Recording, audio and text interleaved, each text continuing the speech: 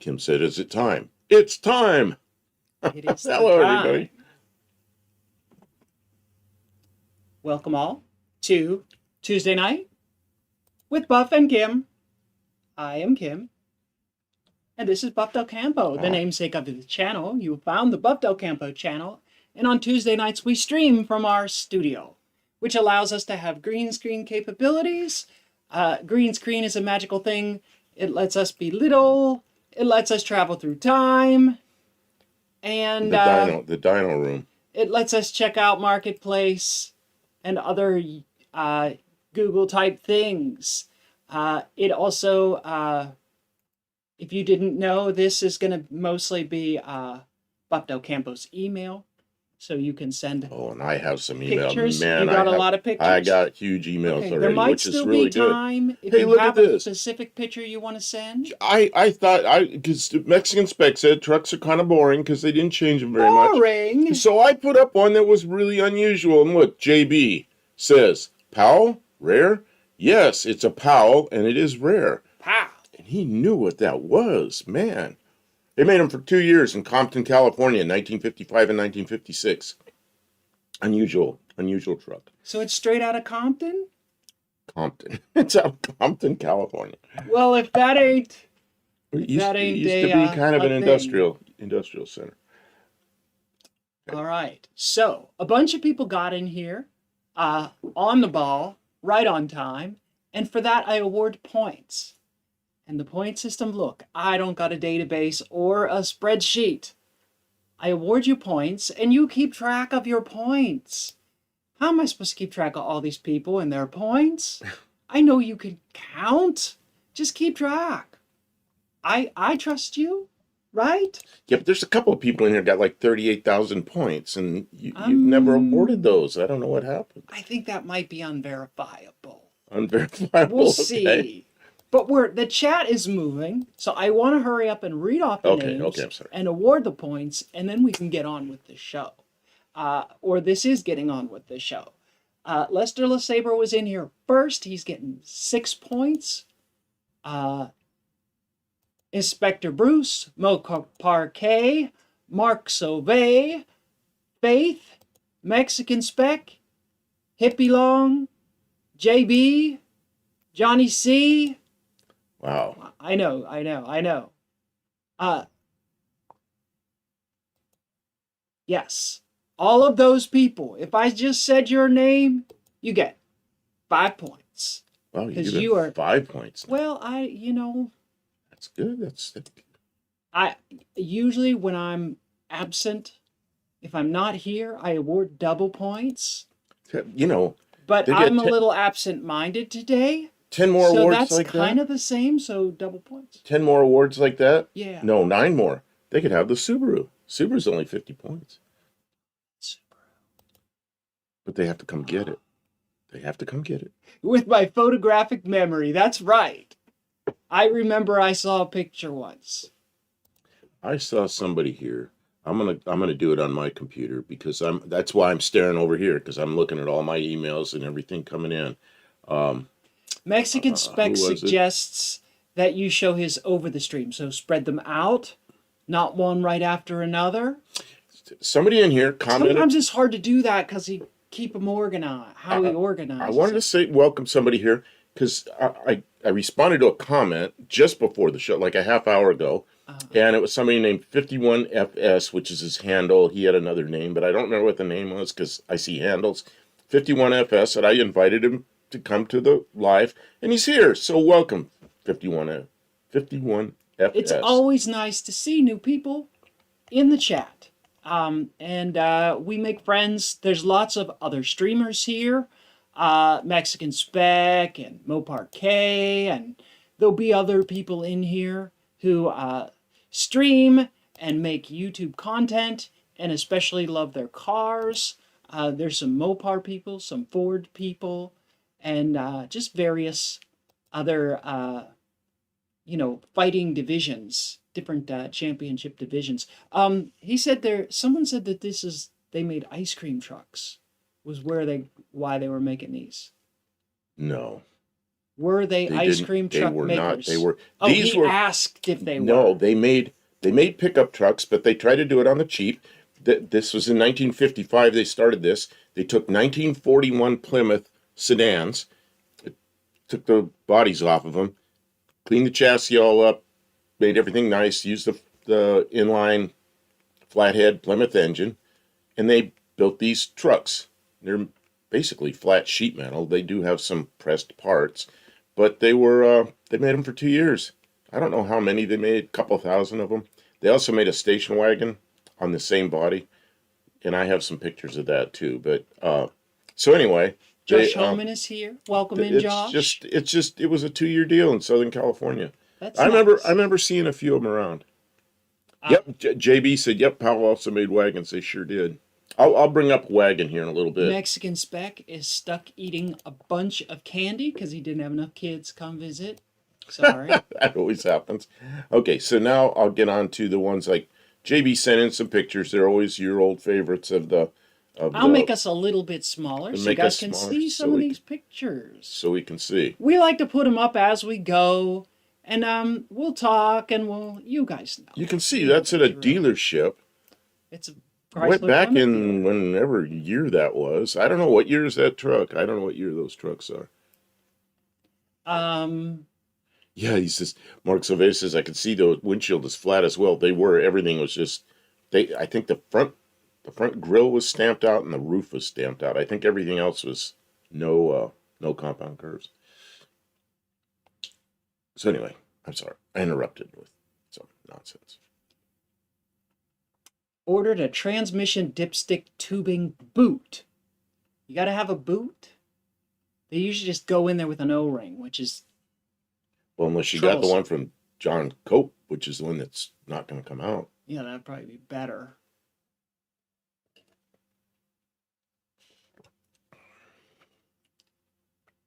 Fuel neck, because the one I installed was rusty still. Yeah, they get rusty.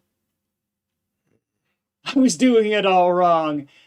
You know, okay, sometimes you just have to do it even if it's wrong. You find out by doing. You learn a lot by doing, right? Armchair quarterbacks, the ones who never threw a football in their life, and they're like, oh, he should throw to that guy, he should da-da-da-da-da. Like, don't be an armchair mechanic. Like, get out there and do a little bit, and all of a sudden you get quiet, you get humbled. You get quiet. You're like, oh. But if it makes you feel any better, Kay, I have resealed the gas tank in my Dart 3 times, and it still leaks. They are trouble. Keeping fluids in vehicles is a lot of work. It's very troublesome at times. So Slimo says, my Ute was an unused Buick concept car adapted to Australian conditions by Joe Shemansky, GM. You know what? You left a comment somewhere. Maybe it was early in this chat when I was getting ready. I saw it. And I looked up. Now I can't remember the name of your town. You put down the name of your town. I looked to see where it was. Yeah, you're way over on the far east coast, like of Australia, kind of in the middle. Interesting to see where you are. But maybe you could send. Can you put up my email? No. No. And maybe he can send a picture of that Ute. I'd be real interested to see that. If you got a picture, send it in. If you don't, maybe next time. He always likes to see them. I like to see I like all these pictures we show, but I especially like the pictures of the cars and vehicles of the people that are in here in the chat. And that's why I put the email up. See this, Kim? Here's more of these car carriers with. Woohoo! She always likes these in the old dealerships I do. and stuff. I enjoy them. So, and Mo Parquet says if it was easy, everyone would do it. And don't I know it? It's easy. People can talk. Anybody can talk. Everybody can say. You know the people who haven't done much when they start saying, can't you just? Can't you just? No, it's valid to say, have you tried this or have you considered that? But when people start saying, can't you just?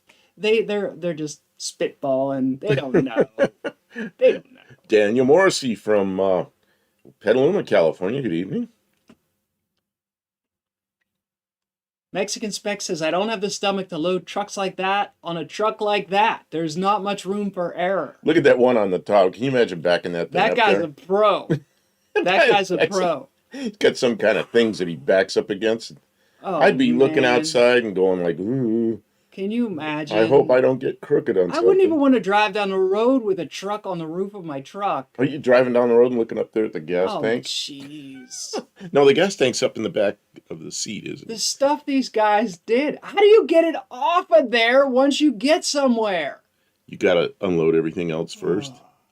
That's the last one to come off. Guys, in the United States, it's election day, and I'm not going to be political about it. What? Today's election day. Oh. It is? I'm not even paying attention. Oh, goodness. Okay, anyways. Well, it's not like a big Do election. your civic duty. It's probably the local elections. And choose. It is a midterm election, not a presidential year. It's not even a midterm. It's at 25. There are certain seats that come up. Yeah, it's like a lot of the local people. There of, are some seats in Congress that are important. But anyways, it is important to do your civic duty and select the person who will do those, fill those positions, lie effectively.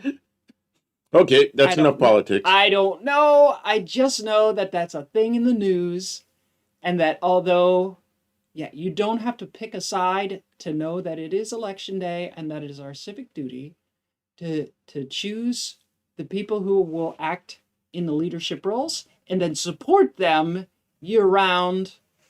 Yeah. Yes. Who had you? Who told you to say all this stuff? Because I could say the reality. I believe it's topical. Okay, it's topical. It is topical. Granddad's junk from down under. Good evening. They used these car haulers for a bunch of time, and then they did away with them. Somehow, what? The top is cropped off that because of what's pushed up. Well, can you push it down? Listen, I can't do that from my side. There we go. Yeah, that's back when they used to have smaller trucks, not big old semi trucks. I guess it's a semi truck, but it's a small semi truck. Yeah, that's the way it used to be. Man, that's like 1950, 51, somewhere in there. Wow, probably a flathead Ford under the hood of that big old truck. Flat windshield. Wow. Yeah.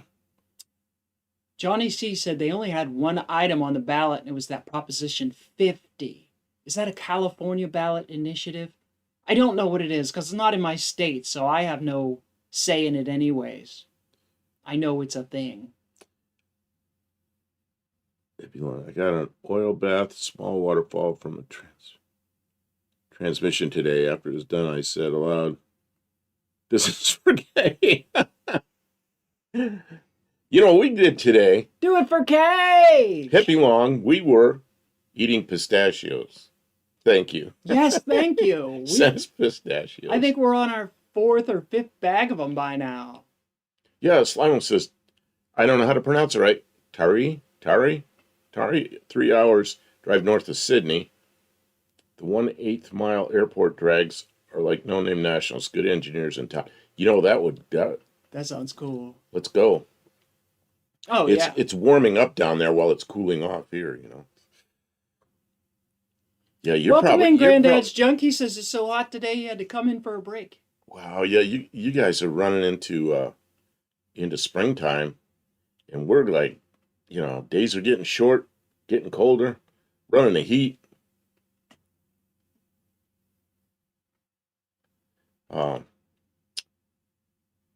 Yeah, we got the wood stove going, cut some wood, got wood stove going up in the shop, and we're up there. It's cold up there tonight, though. We didn't put any wood in the stove today. Well, it's not near, it was warm today, so it won't be nearly as bad. It was like in the 30s a couple days earlier in the week, and that was rough. It was mid-60s Fahrenheit, you know, which is what, woohoo! Tomorrow's supposed to be nice, too. It's like, what, 17, 18 degrees? I had a migraine today, so today was a bad day. But I don't usually have migraines, so I'm not going to complain about it too much. It's a rare thing, but man, it knocked me. How are you feeling now? Doing okay. You're doing okay, yeah. Hopefully, I drank a bunch of extra water. I took the appropriate medications, and it was real bad overnight, and it sort of has faded throughout the day. In anticipation of the stream, because I can't be sick for streaming. And Faith wanted to know what we did for Halloween. What did we do for Halloween? Did we I think stream? we forgot about it. We live out in the middle where nobody is. You know, there's no kids around. I think we were live. No, maybe there's some kids up the street, but they're, you know, they probably go somewhere and do something. But nobody goes trick or treating around here. So we just we were just here doing. We were probably up in the shop doing a live. I don't know. I think we were up in the shop doing a live, weren't we? I don't remember. If you have a migraine, you smash your big toe and forget about the headache. Always works for me. It's a Mexican specialist. No, I can't even feel my toe. My head hurts so bad when it was. JB says he has them too. If you know, you know.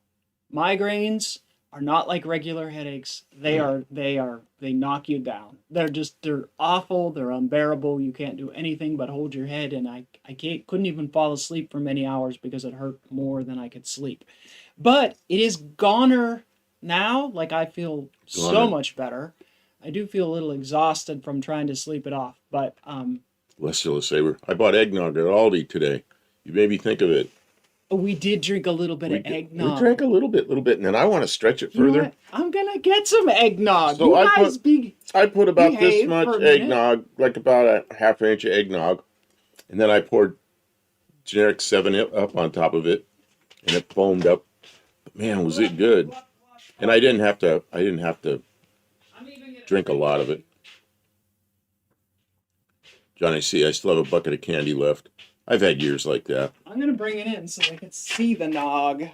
I never liked eggnog because nog doesn't sound like something She you never wanna had drink. it. She doesn't nog. Ugh, Nog? yuck, I don't want nog. Oh, And I that's don't think like, I'm gonna eat any nog. so I poured her. Lactose makes my tummy grumbly, so So we I got the lactose-free stuff. I saw that lactose free because she won't drink anything that's not lactose free. I will, So but I saw it, and I thought I'll get that for Kim, and then she didn't want to drink it. I don't drink much. Just So then like I poured some, and I just forget about what it a sounds really like. small amount. Just drink it. It's like people with grits. People, I don't want to eat grits. I don't want to eat anything with grit in it, because they're not from the South, and We didn't try. they don't know what grits are. But grits are really good. It's it's cornmeal, but there's people that won't eat grits because it sounds terrible. My friend Carl, the guy in Arizona, he just wouldn't eat grits. Oh, I don't eat anything with grit in it. We did not get any sugar-free eggnog, but No. maybe you can try it. Yeah, we never put booze in it. All it says we eat without booze. I've had it with booze because somebody put something in it, and it's like, what'd you do to it? It's just kind of a sweet drink. I kind of like it. It's green for the holidays. That's why it's semi-transparent. Oh, that's why it's on the green screen. Doesn't show it all. A little bit, yeah. Yeah, you see through it. Green screen's kind of fun because you can put everything up there, but anything in front of it, like my hat has some green on it here, and you can see that truck through the green part because it just doesn't see the green, which is kind of weird. But. Oh, it says grits are good, not particularly healthy. Done right though. Thank you, Panda Joe. I make sure I brush my hair on our studio nights. Man, he left me a pendulo. I don't know how to pronounce that. Pendajo. How do you pronounce that? I don't know. It's close enough. You left me a comment about something I said when I ran my mouth on a live one night about my car, and yeah. Okay. I'm not going to say anymore, but yeah, you were right. You put up a short of me staring at the cylinder head, and I look like hell. You know what? I had a good comment on that. Somebody said they've never seen anybody hold a light like that metal light, without burning themselves. Somebody else wrote LED, and then I wrote, no, Kim's a superwoman. Yes. Yeah, because there's an LED light screwed in there, so Nice, cool thing. Cutter Down Garage is here. Welcome in. There's a bunch of people here tonight. Who else is streaming tonight? I don't know. Is Kiwi live? Okay. What does Kiwi talk about on his show? I don't know. He probably Kiwi stuff. Here's another one. That's a 50. Oh, I like that they painted it nice 54. and bright. Well, look, it's coming down the assembly line. That's before anybody has it. Probably before it was ever started. Look at that thing. It's a truck that's never been started. It's just coming down. Of course, it could be running by then. I don't know. You got a guy sitting in the driver's seat. Might be running. Yeah, he wouldn't be sitting in there. It's probably on the dyno or something. They should invent a chroma key machine that doesn't suffer from that fault. I think me waving something around that's green, I think is pretty rough. Now I could, if I knew I needed to do things in green, I could chroma us in blue or some other color. But you got to pick a color. There's the one that I used for the thumbnail. Kiwi's off this week. Oh. Oh. So we got all the Kiwis people in here. That's Maybe. good. Welcome. A lot of people from Kiwi, they come in afterwards. Yeah, Kiwi shuts down an hour. I mean, I can understand. Into ours. How much of us And then they does all come anybody really want to watch? So It's good that you have choices. So this is the one I used on the thumbnail, which is a 54. But if Kim can move a little bit, just move your head just slightly, you can see there. You see the front of that looks almost like the 54, but it's a 53. So the okay, you saw it. The truck that's towing is a 53, and the rest of those are 54s. Wow, it looks a little rough for only being a year old. They probably been delivering cars for a whole year Up north. up north. Yeah, who Yeah. knows where that is? In the rot Oh, that's something else I want to. trough. If you see the bumper of the truck that is the tractor, the one that's towing all those cars, see all the license plates on the front? When I was a little kid, that's how trucks were. Any truck that went from state to state had the license plates from every state they went to, and Wow. and they were plastered all over it. And I remember that, seeing trucks, and I thought that was so cool because I was a kid, and I liked that. But then what they did was, I have a picture here I want to bring up. What they did then was, after that, they had these things. So they had one of those on the truck, and then every state they got, instead of getting the whole license plate, they get the sticker. So they had, some states did that, some didn't. So they usually, that would get expensive. Right now they don't do that. Now you have to pay that stuff, and there's a book, and you put the things in the book. But if you get stopped by the police, you got to have the registration for every state. Yeah, so you got to pay all that, and it's not like a car where it's a couple $100. It's thousands of dollars. So these trucks that go from state to state, they are paying big bucks for their license. Dougster Wolverine Garage is here. Welcome in, Dougster. I was in his live last night for a while. I was in there, then I left because we went to the store. But I didn't say anything. We just went, and then I came back, and I was back in there. So I probably saw half your live there, Dougster. And so if you haven't already guessed from the pictures and the discussion, our topic for tonight is trucks. And the way we defined it was classic trucks. So nothing new. We're not looking at new trucks. We could look at new trucks sometime, but that's really not we're old car people generally. So we're looking at classic trucks, I think older than 25 years. So anything pre-2000-ish. And, we're looking for something that you don't see every day, or something that has meaning to you. A story behind it would be cool. Something custom, something lifted up. I don't know. What do you like? Oh, what is this? Buff has a habit of not returning greetings in lives. We miss a lot of people. There's a lot going on here, and my attention is divided. I am sorry. Mexican Spec always points that out, that I miss people. I try not to miss people, but I'm also pretty busy. Did here. I say hello to Dougster? I thought I said hi. Or did I just think it? No, you said hi to Oh, Dougster, okay. and then I said hi to Dougster that I'd been. Cutter Down did 2 lives from his skid steer today. Oh, why? That's got to be. Oh, we have a skid steer. How do you do that? Because you get. Did you? We got how do you do that? I'll ride in the bucket, and we'll do a. You'll be driving the No, skid you steer, won't. and we'll do a. I can just imagine you falling down. We do a skid steer. No. No, put the bucket up high enough so I just sit back in it, and then I could have a live, and we could be driving around. I don't know what you do. Oh, when he's in other lives, he doesn't say. Oh no, he probably doesn't greet a bunch of people. That tracks. Yeah. Oh, when I'm in other lives, not here. Well, sometimes when I'm in other lives, Mexican Spec, I'm not paying attention. I turn it on, and sometimes I'm in the kitchen, or sometimes I'm doing laundry or something. I got the sound cranked up so I can hear it, but I don't necessarily watch all the chat. So yeah, I miss people. Sorry about that.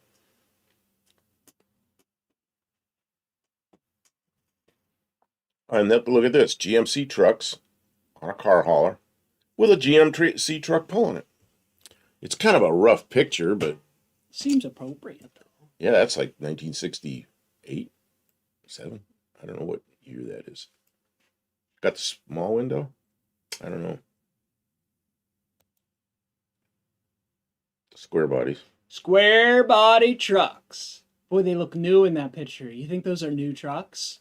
They're out back of the dealer, but there's a row of them, and there's a couple of Chevettes over on the side there too. So I'll bet you they are. Yeah, that dates it, doesn't it? Yeah, it does, because no, you'd never see 2 Chevettes on the same lot now. Here's more of the air I like, but I like them all. But look at how high those 4-wheel drives sit. Man, what year's that? 57, I think. I think somebody correct me if I'm wrong. 57.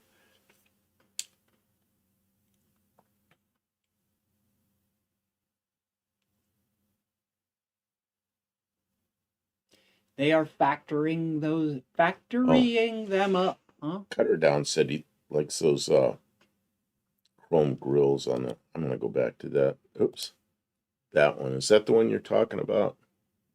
Yeah, those are the chrome grills. That'd be back, what, That's 60. 60? That's 67 or 68. I can't see the back window well enough. The back window on the 67 was smaller. 68 was larger. Oh, and then Mexican Spec will point out the side marker lights that don't exist. So that's 67, I would guess. So now we're back to this. Back in the factory. Dougster says his first truck was an 84 GMC S15 Gypsy package, extended cab 4x4 in red, 2.8, carb, auto slow. Yeah. It's last in January. Worn out 2.8. Man, every 2.8 I have broke. Of course, I bought old cars, but it's back in that time when I was buying, just trying to stay mobile and didn't have a lot of money. And I was buying used A-body GM cars, the front drive celebrities and stuff. And it's like every 2.8 I had broke. I was so sick of those things. And then every 3.8 I had, like in the Pontiacs and the Buicks, man, those things were they just drove. They never had problems. Yet JB says no side marker, 67. You're right.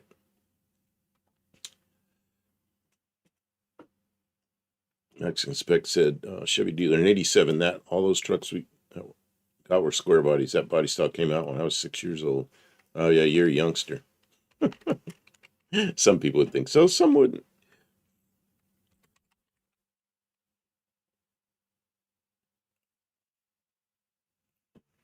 So what you doing? Oh, you're looking at. Oh, that's what we're looking at there. What truck are we looking at there? That is a 57 GMC. Okay. So, I can't see pictures. Can you Daniel play Morrissey a YouTube short, Cruising with Smudge Dog HR Ute? Man, I usually don't do that. Maybe I don't want to try to find that right now. Maybe if Mexican Spec can find that and put a link up, we can all see it. Or maybe he can put a link up. I can snag a picture off of it. What, your Utes in there? How long? Oh, it's a short. If it's a short, yeah, I could probably look at that. What are we looking at there, Kim? A Old Power Wagons. 1945 Power Wagon. Man, a Daniel four-door, Morrissey wanted to see Power a Wagons. crew cab power. I've never seen that. You Somebody know must what? have. Somebody must have done that. Well, here's a blue one. Oh, maybe somebody didn't do that. Maybe that's a thing. Oh, look at the wheels on that. I didn't know there was four-door Power Okay. Wagons in 45. Slimo, it's There's a what black one, too. Mexican Spec says it's. He's asking where. Couple of Slimo right above you has in there. I can't send pictures. Can you play a YouTube short cruising with Smudge Dog in the HR Ute? Maybe you can I'll look find it that. up. Oh, I got it. Kim's gonna find it. I'll Forget get it. it. Mexican Spec. Kim's gonna. I'm going to Kim's give gonna- you back the screen. You're gonna give me back the screen. Yeah. Okay, so then I can Do show my pictures. something. I can do something. Okay, so I'm gonna continue with. Oh, I just ran out of pictures. I'll bring up Mark Sauvé. I sent you pics of 2 different custom trucks. Okay, I have a ton of email. I should go to the email is what I should do, and start looking at what's there. Oh, I have email and email and email. Oh, this is a link. Oh, this is a Mercury truck, a crew cab Mercury truck from Buddy Carafano. Is Buddy Carafano in here tonight? Did I see Buddy Carafano tonight? Or did he not show up tonight? He was not first, which is really unusual.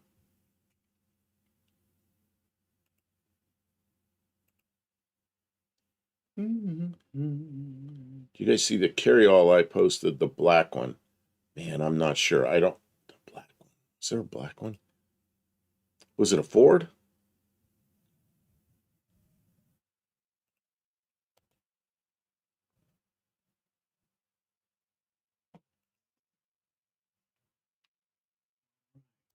I have got. Oh, here's one. Oh, that's the wrong picture. There it is. Oh. That's a picture of his How'd you find that? Slime-mobile. Oh, that's it? Look at the front. That's different. But you can't see the whole thing. Well, sorry. So is that it? That's his chat. I went to his channel and I grabbed a picture. Slimo. But I don't want to run videos. If you guys No, I don't want to see- run. I don't want to run somebody's video. If you on our guys want video. to see some of Slimo's stuff, check him out on YouTube. Can you put up a link to his I can. channel? Put Anyway. a link to this. Okay. Okay. Don't stare at me. Don't stare at you. Go ahead. A and do your Rambler thing. front? I don't think that's a Rambler. I think that's a Australian, what we would call a Plymouth here. Australian Chrysler product. Welcome in, Olive. I saw you come in, but he was talking, and I interrupt him enough in a day. The Ute brings up something else. Kim and I sat in the shop the other night, and we finished with the video, and we had a talk about what we're going to bring in the shop next, because A long talk. oh yeah, I went on and on and on because we all had different ideas. What she had different ideas, I had different ideas, but they were kind of the same. What can we do? What can we afford? What will we enjoy? What are we both interested in? Because I find that I bring stuff in and he's not interested. And I have to drag him to the shop to work on my garbage. And then he brings out Bring his some car. rust bucket in there. And then he wants to do it his way. And so I'm respectful. But then I have to wait until he's ready. Oh, and that's a Holden. So we spent a bunch of time trying to decide what we would be doing next. So that's a General Motors product. Holden's kind of like Chevrolet or Pontiac in Australia. It's a General Motors car. Welcome in, Sully. So, I'm sorry, I'm interrupting you because there's Not at someone all. commenting, but okay. So, so anyway, we had this talk about what we're going to do next. We talk about bringing the what is that thing you had, the Triumph, the Spitfire in, and doing the aluminum body on the Spitfire. We talked Right, about that. I stripped the car and prepped the frame, welded on a repair plate. We straightened it. I bought all the parts and everything like that. But I don't think it's going to get done now. I think we're going to push it off to the side. What is this that, I don't know, Joe? I'm about to sneak out tonight. Yeah, on a Tuesday for the hot nightlife action here in Clarksville, Tennessee. So, Yeah. so anyway. What is it? Is the what's the big gas station up near? Up near where? Anywhere. I don't know what you're talking about. Like right up the road here? Oh, gas station? Kim's headed to the truck stop because it's the jumping place here. Maybe the pancake place, you know? Yeah, That's about it. That's all there is. The local here. There's nothing. Oh, we got ads. After 9 p.m., they turn off the street lights, and by midnight they roll up the sidewalks. There's nothing here. This place is a sleepy town. And I'm sure not going over to college. Like I'm a little too old to be hanging out with college kids. So, yeah, nothing happening here on a Tuesday but the live stream. I'm pretty for you guys. So let's see. Hippie Long says, I hope the Fairmont drag car was in the mix. No, I wasn't. We were talking mostly about the aluminum car. You know what? It was part of the discussion over time, but I think he's talking about the car we bought for a parts car. Yeah. That we kind of want to make into a drag car. I've thought about that. I've thought a lot about that. And yeah. At first I laughed at it, and the more I thought about it, the more I kind of liked it. But Inspector Bruce got an ad for Hansel Ford. Oh, Bruce, you get 2 points. We love to hear about the people who advertise on our stream. They help pay for all those kilobits. And Mexican Spec got etn.com.mexico ad. Oh, okay. You also get 2 points for your advertising. Sorry about the ads, guys, but if we don't leave the ads run, then nobody pays for the stream. It pays our bills. So the other one that I thought a lot about was bringing the Valiant in. Hippie Long, you get 2 as well. Hymns is something dirty. Bring in the Valiant in and making the Ute. We have a pickup bed floor we could use. Most of it. The only big discussion we had was the back window, whether we're going to use a piece of flat glass or something else we have around here. But I think we kind of pretty much decided that bringing that Valiant in and making a Ute out of it would be the thing to do. It was our top 2, dirty. You know, it was in our top 2, and I think it's what we're gonna do. Like we have the materials and the ambition for it, right? And we think it's interesting enough that it's something different than what other people are doing. Like, Luis, it's not a Is Plymouth. a Fairmont drag car something that no one's ever done before, that's exciting, that's different? The thing about rare?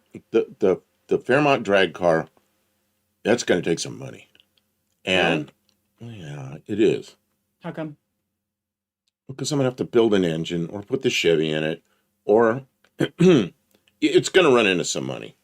Yeah. More than the roll bar. We're going to need them. Oh, going to have a good cage. Belts. And all this kind of stuff. Yeah. So, and all those things sound like they're not much, but they add up quickly.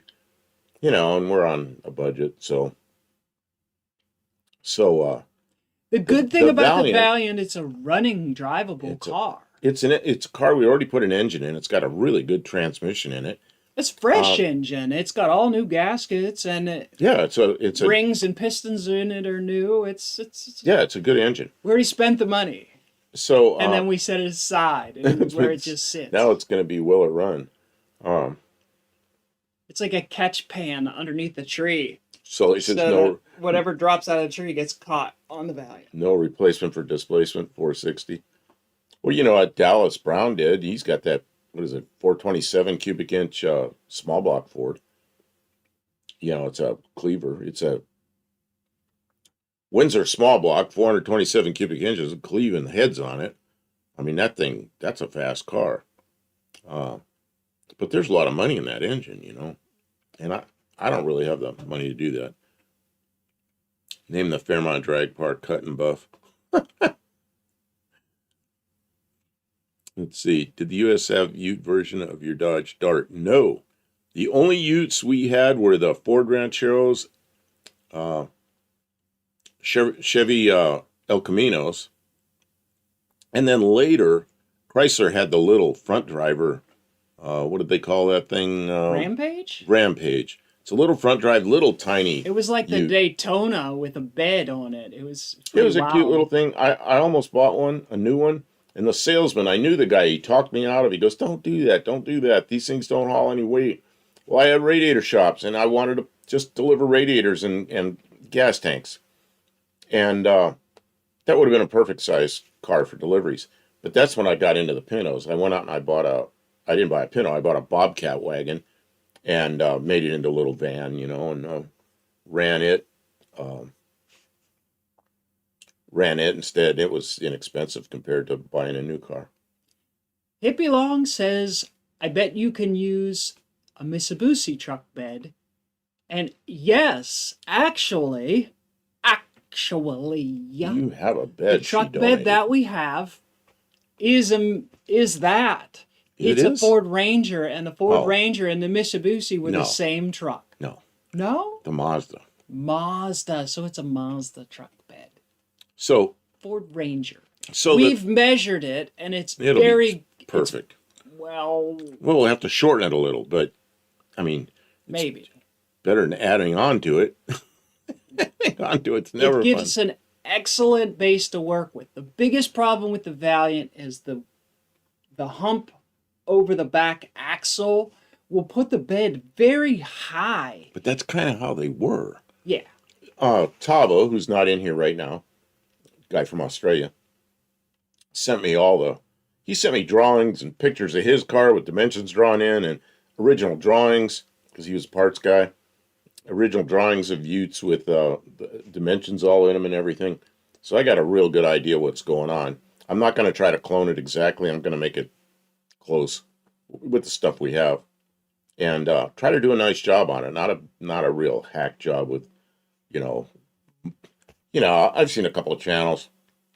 Pole Barn Garage hacks up a convertible every year. And it upsets him because Pole Barn gets an old rusty boat and turns it into a pickup truck. That makes him really upset. Took like a gallon of Bondo and put it over the door handle and just smoothed it out. It's like, what?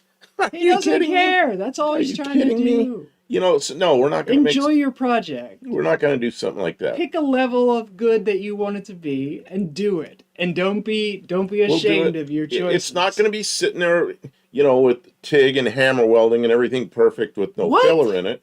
But it's going to be. It's not going to be. I was going to hammer weld and TIG it. It's not going to be the other. I don't want to do it if we're not going to hammer weld and TIG it. It's not going to be the other extreme either. Mitsubishi and Chrysler have been in bed together since the 70s. Well, yeah. Yeah. Ford Ranchero. Yes.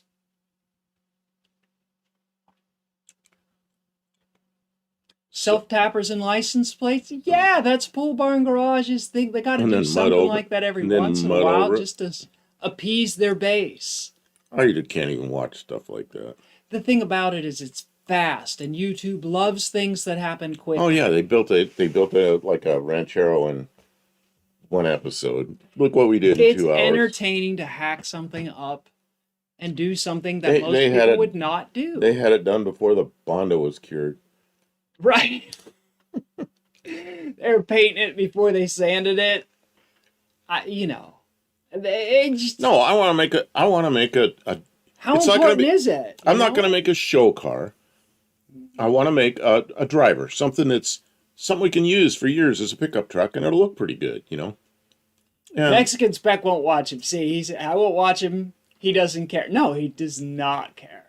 He doesn't care. Now there are cars that now that he has some nicer cars that he cares about. He cares. You could tell when he cares about a car because he treats it different. flush door handles, the mud over the flush door handles, that was over the top. I can't. Yeah, that was it for me. Bondo more than an eighth of an inch thick is upsetting to me, but Bondo, not. Also not. Bondo's okay, but you just gotta be reasonable about it. Structural Bondo. That's my emotional support Bondo. But look at your whatever that thing was called, the Spitfire. The Spitfire, the whole lower part of that Spitfire was rusted out, so they took window screens and held the window screens as something, and they had Bondo like this thick over the window screens, and they just made the bottom of that car out of window screens and Bondo. And she didn't know that when she bought that thing. It She worked. she knew it was rusty because when she opened the trunk, you could see the ground. It worked because the car didn't get scrapped when That's it should have. That's a good thing. And then the frame was bent. We had to straighten it. It's still got a bent transverse leaf spring in the back. We got to fix that. But I have a feeling that car. That's not next on the plate. I have a feeling that car is never going back together. I should just sell those parts and No. move on. See that I want to do. I almost want to pull it into the aluminum car first, but we talked about it, and there were a lot of reasons we decided to do the Valiant first. But you know, I'm just as excited about that aluminum car. Oh, expanding foam! Oh, so you watched that? what a mess! So we've looked at this Holden Ute. Can we move on to the picture I have up here, Kim? Yeah, you've got the screen selection. Does anybody else still have their potato from Doug Sturwell in the garage? I have my potato. This is from Buddy Carfano. It's watching you because it has eyes. It has eyes. Potato. Okay. Yeah, the Kendig handle. I mean, we're not going to go to the extreme that Kendig does. Kendig has got some. I mean, you know, it's top-notch custom work, you know. But we'll have a good driver that's not a piece of junk. So anyway, this Buddy Carfano sent this in, 67 Chevy. You see how the 67, the 1 year that the back windows were small. And 68 and later, those back windows went all the way across. And they were much bigger windows, which at the time I really liked. But now I look back at it, this is a 1 year thing. I kind of like it. Yeah, and Luis got that right. It's a 67 C10. If the battery dies, you can't get the door open. That's a fundamentally flawed design. That's a safety concern. That's just. Oh, but Kendigs are not good. Kendigs are they're like a flush door handle that is mechanical. It's a really nice setup that he designed and he puts on the cars. It looks pretty good. Oh, okay. And it's painted the same color as the car, so it has kind of a custom look to it. Here we go, 55 Ford. Restamod. Yeah, they took the vent windows away and the giant wheels. I don't know. It looks good, I guess. Well, they did take the vent windows away. I don't really like the vent windows gone. I don't know. It's a nice truck, though. It's a nice truck, though. Yeah, and it's got a Coyote engine in it. I love the paint. It's going to be fast. Let's see what else I got. I got so many emails. Who is this? Who is this? I'm trying to remember. Who is this? Oh, there's somebody that comes in here not all the time, but a lot. Battery 2440. You ever remember Battery 2440? He sent us a link to get gaskets, reproduction gaskets for the fuel leak that Kim has on her gas tank. So, Thank you. Thank you. I will try it. I got to get something figured out. Did you? I forwarded that email to you. Did you get it? No. Okay, you've got it. You just don't know it yet. I didn't look at my email this week. Okay, and then I have a bunch of pictures from. You don't care. I do care. I just. I know you were overwhelmed. I avoid things. I have an avoidant personality disorder right now. I'm trying to download. That's why this is. Some reason Too many years I tried to do everything, and I'm completely burned out for forever. Hey, Braden, welcome in. Why did these stop downloading? It's not a restoration. That's a new truck in an old shell. Yeah, that's like a body swap, huh? A resto mod body swap. I don't know. Oh yeah, it might not even be to the extreme. Might not even be on the. Probably not on the truck frame. No. This is here. Hippie Long says, Buff, don't shoot down the greatness you're going to build. This time, use the whiteboard set a schedule. You know, that's why I got that whiteboard. Thank you, Hippie Long. We will. Yeah. Greatness. People will like the Ute. I don't know if many people are going to understand the aluminum car the same way. Can you make that smaller, please? Oh, no, it's the size it is. I'm not magic. I can change the size of the picture, though. Yeah, you have the ability to do that. I am magic. This is from Ray. 38 Racing. Wow. I like it, Ray. International. Wow. Is that on his property, maybe? I like it. I wonder what year that is. It doesn't say. That crazy bull bar on the front. The whole thing. It's like wrought iron railings on the front of that car. That's I wouldn't have liked that back then, but now I really like it. Yeah. That's really cool. I hope somebody saves it. It's pretty solid too. Like in some parts of the country, the whole bottom of that thing would be rotted off. Well, if that's in Nebraska, somebody didn't drive it. Well, look at just ahead of the rear fender where the rocker panel is. There's something there that's missing. But yeah, that's repairable. I mean, it's all there. Okay, let's see what else I can find. Oh, it is a shell. Oh, another truck. Slimo says C10 Chevy truck should have been sold here, but our 70s Holden Kingswood is what a C10 driver would probably be in if they're mad enough to move here. The only thing I don't like about Australia is have to drive on the wrong damn side of the road. Yeah. but I was in England for a while. Wrong side. I was in England for a while, and I did that, and got kind of used to it. Then when I came back here, I go in a roundabout. I want to turn to the left. You got to just remember where you are.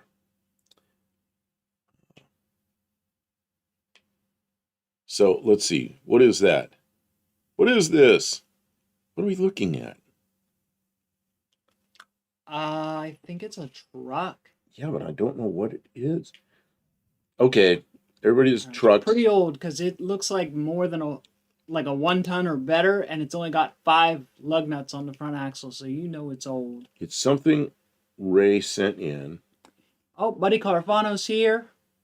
You just got home from the doctor's? It's late for a doctor's appointment. He says, now with descriptions. Now with descriptions. Oh, here we are. This is... Oh.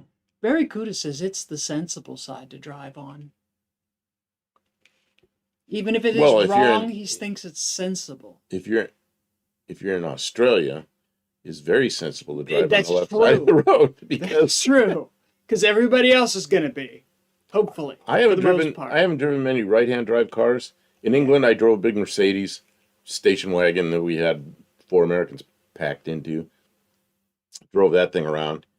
That was a little weird for me because the mirrors were like this. Where's my hand? The mirrors were like this instead of like this. So that was a little funny. Uh, but I got used to it pretty quickly.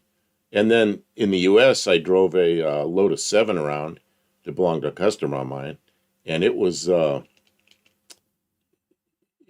to drive because it's a little tiny car, and it was easy to drive even on our roads. The only thing is that a Lotus 7, I could take my hand flat like this and reach out the side of the car. Yeah, it's a little tiny sports car, and I could put my hand flat on the street. Let's see. An angry kangaroo? George Daly. Good evening. I haven't seen George. Why are kangaroos so aggressive? OB2. Hippie Law, he has a lot. The reason I would like the aluminum car to be a thing is because he's done so much with airplanes, and so aluminum and riveting and bending and things like that are very much his thing, but I don't know anything about it. And we talked about it, and for it to be a project where it's only something he wants to work on. Well, and something about Kim will take something she's never seen before and she'll figure it out and fix it and make it perfect. She says she doesn't know about aluminum constructions and all this kind of stuff, and it's real unfamiliar to her. But if we're like several days into that car, she'll be rolling on it. She'll be ahead of me. I don't know about ahead of me, but she'll be caught up to me with the aluminum fabrication. She'll understand it right away. There's other reasons that we don't want to work on that project right now. That not all of it is stuff that we want to bring up, but basically the Ute is a good project. We're excited to that like we're ready to bring it in. I just got to move some of that pile of junk I got to sort through, and now that my migraine is gone, I got a pile of junk to sort through. So that we have the elbow room, but that's just like one day worth of cleanup. My engine build will still be going on sort of in the background. It's something that will take a little bit of time here and there, but we'll start making lines to cut on that thing any day here. Next in 6, do you want to work on the Triumph in warmer weather? No, actually, that car is really small, and inside the shop with the shop closed up, and you get a big car in there, it's kind of hard to work on it because you got to get around the thing. And my car, I keep wanting to call it a Fairmont. What is that thing? It's a Zephyr. Yeah. My Zephyr, it's kind of hard to work around that thing, and that isn't a huge car, but it's bigger than a Spitfire. You get the Spitfire in there, you can walk all around it. It's easy to work on. You could even have it offset a little bit, so we could have a table in there next to the shear and the brake and everything, and we can shear off new sheet metal, and there'd be a lot more room. And during the wintertime, we want to keep the doors shut and the wood stove going. So actually, wintertime is probably a better time to work on it, or it should be a good time to work on it because we'd have the place closed up and have room in there. Simon, I agree with. We drive on the wrong side. Drag racers doing faster quarter miles with the driver's weight on the left. Yeah, you got to have a passenger on the right in the back. Or have the engine turn the opposite direction. Kim, do you still work on trucks too? Oh, Kim works on trucks. Tonight, I've noticed the internet does not really prefer trucks. When I did truck content, I got nothing with it. Nobody watched it.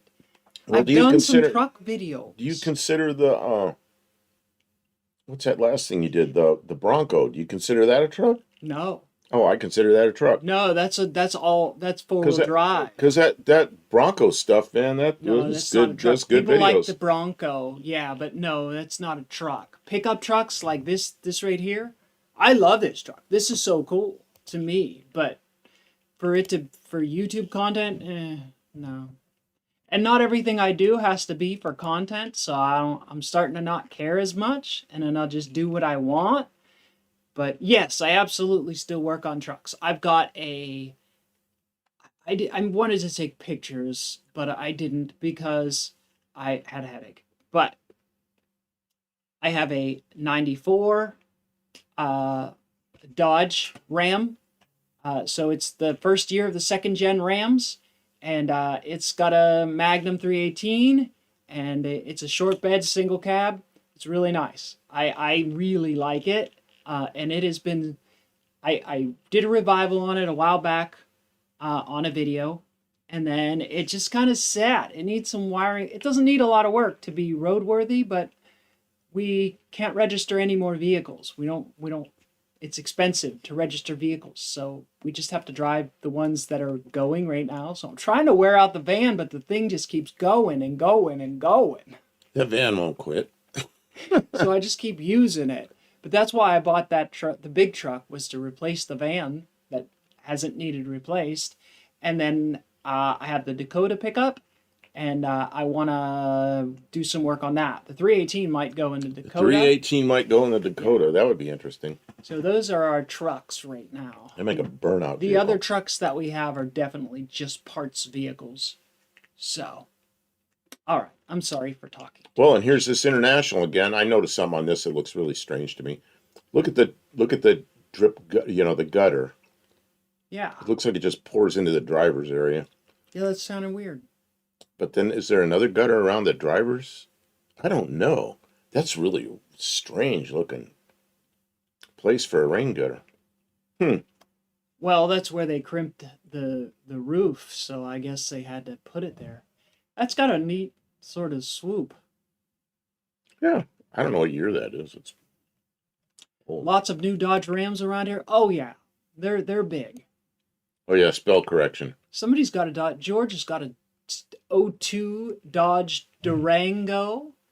Does it have the 4.7 liter engine? Boy, the 4.7s die with the higher mileage. There's a bunch of 02 and up Dodge pickup trucks on the market with bad 4.7 liter engines in them. I don't know exactly why they go bad, but I know that once they do, they're bad. They die.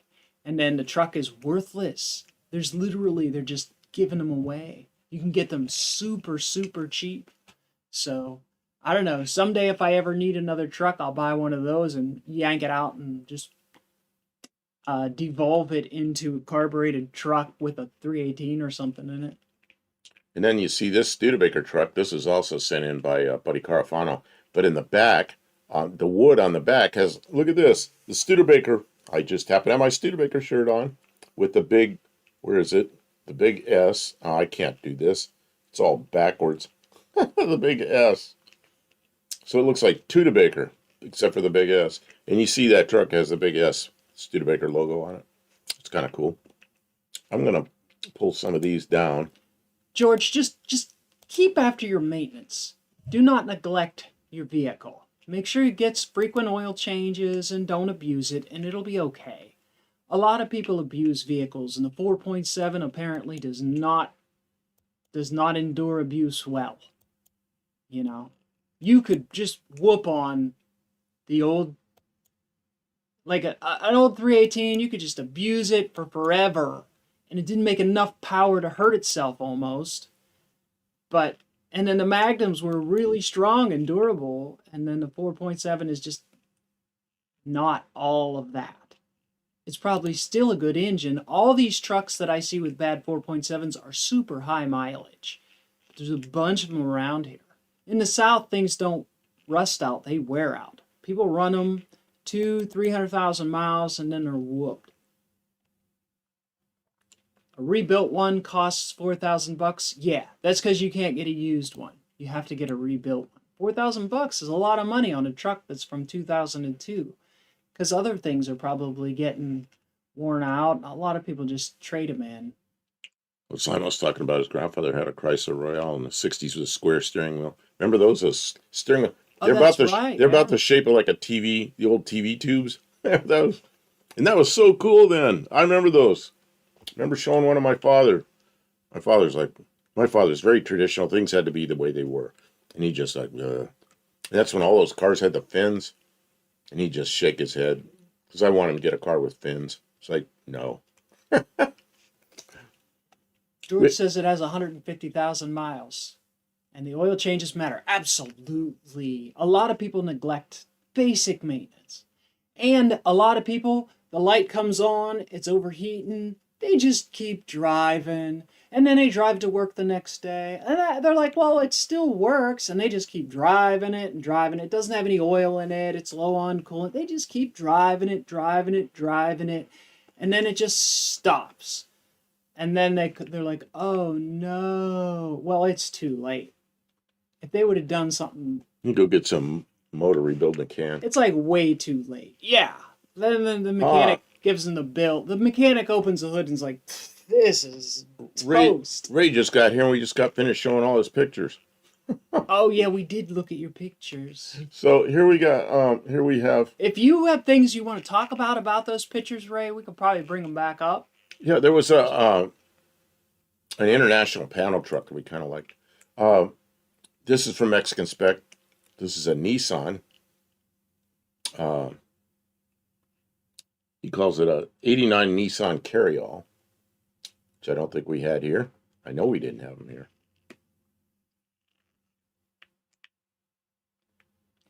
Yeah, George, then they don't know why. It was fine, it just stopped. Like it might have overheated a little bit one time. Like they're lying. Oh, I didn't tell you about this, but it's relevant to car stuff. Can I tell another story? I guess. I was watching a guy, he had a 2024 Chevy. Because you talk to commercials now. Okay. My thing isn't important anyways. But what's a sporty V8 Chevy? Like what? You mean the car or the engine? With like a Z28 Camaro or something? Something like that, okay? And he said, the dealer said they won't replace the engine. The engine failed. The car has like 40,000 miles on it. It's already had an engine, and the engine's failing, and he took it in, and they said, no, you'll have to go through the extended warranty. The extended warranty reviewed his thing, so it's a couple weeks. It's sitting at the shop, until he finally gets a determination. And they said, no, we're not replacing the engine because it failed due to abuse. Because they have the records of the RPMs and the speeds and the difference between the tire speed and the engine speed and stuff like that. Yeah. So they knew he was doing burnouts, and they refused to warranty repair his engine because of that. Now, I've been saying that this was going to happen for years. They got all this monitoring stuff. They know exactly how you're driving your car. And I thought they weren't really allowed to do that. So I don't know what you signed contractually. But the warranty, they refused to warranty his blown engine because they said he was abusing the vehicle. I knew somebody in Ohio, had a Corvette, new Corvette. Yeah. Just like 10 years ago. New Corvette. And they're out ripping around in it and broke the transmission. Had it towed to the dealer. The dealer says, we're covering it this time, but this is the last time. Because your back wheels were going 100 miles an hour faster than the front wheels. And that's abusive. So we'll cover it once. And they know. And they've known for 10 years or more. They've got wheel speed sensors. They've got... that's the reality of modern cars. Because burnouts are stuck in snow or mud. Yeah, but if you're stuck in the mud, you still should... Back wheels shouldn't be going 100 miles faster than the front wheels. Well... That's pretty excessive. Well, that's the thing, right? Is now, when you buy a new car, you sign up for that. They can refuse to repair your car if they determine that the way that you used your vehicle was inappropriate. And they get to determine whether the way you handled a situation with your... if your engine light comes on, they expect you to take it to the dealer right now. Stop and get it towed.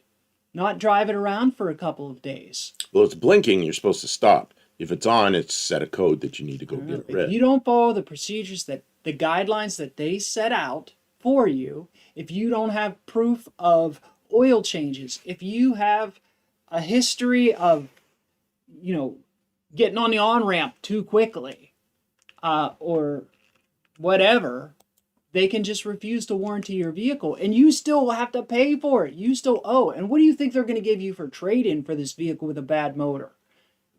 You are going to be underwater. But not you. you're not the kind of people who treat your vehicle like that. That's what's going on with regular people with $60,000 in automotive debt that are driving their cars like they're stolen, and now they owe the money, but they don't even have a vehicle they can drive because they've abused it. This is the kind of people that are in the world that we're living in. It's crazy.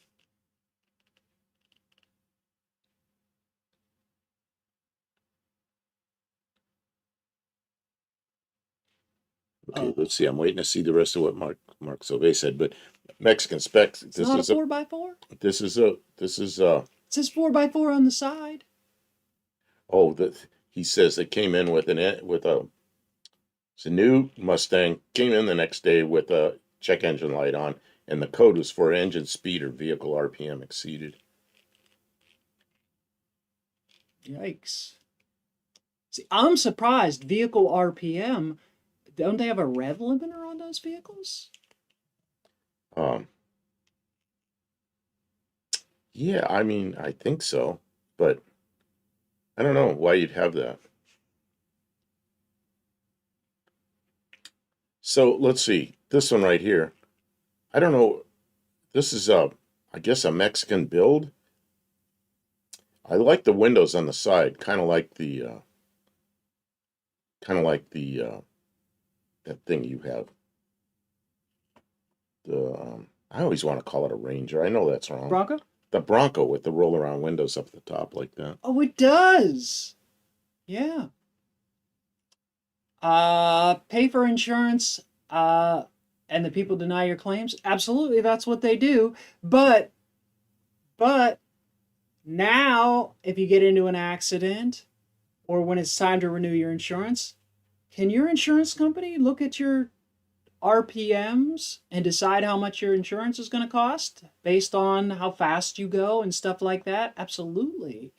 They've been doing that for years, where you, in order to get cheaper car insurance, you plug that thing in and it transmits back to your insurance company how you drive. And I don't know, Big Brother. Old Buick station wagon windows. Yeah, maybe. I was thinking it was like Bronco windows, but I don't know. Maybe they make those in Mexico, especially for this vehicle. I don't know how many of these he made. This is what Mexican Spec would want us to do to the Valiant. Make make one of these. Well, we could use the Subaru and turn the Valiant into a wagon. I don't really want to do that, especially with the Subaru top. That's ugly. No, I'd move the Subavant. I'd move the window back, make it in a tailgate, and make some sheet metal. Pull sheet metal off one of these old cars out here for the top. Just do it, Valeru. Paying for insurance is a gamble. You're betting you'll need it, and the insurance company is betting you won't. Yeah, pretty much. Well. And then they're gonna. I've been. Ray, it's not a gamble. I've been cheated. You have cheated. to have insurance. Well, not on it. But not on your car. Yes, you do. You have to have insurance to cover everybody else, not yourself. Right. So that's a gamble. Well, no, but if you buy a new car, like 90% of the population, you buy a car and you have a payment, you have to have coverage insurance if you get in an accident. So it's not a gamble. Well, then, I don't know. It's a required thing. Yeah, the insurance company will pay off a loan, but sometimes they won't pay any more than that. I know a guy had a Subaru years ago, crashed it, rolled it over. So the insurance company, he didn't owe much on it. He had a few payments left. They paid the loan off and didn't give him anything. He was fighting them and never got anything. Yikes. So this is look at the window in the back again. It's pretty interesting. So Mexican Spec, how many of these did they make? Oh, they made very few Nissans like this. So that's a special window, I guess. It's made there. It's pretty interesting. Bells and whistles sell new cars, Gearhead. So he claimed he downshifted too early coming off the highway. I don't know. Oh, that would I rip guess. your RPMs up. Lack of skill. If you were in a manual transmission, could be, yeah.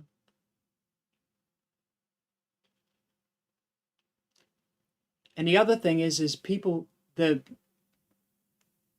fleet buyers, the people who buy lots of vehicles, they want all that stuff that spies on you.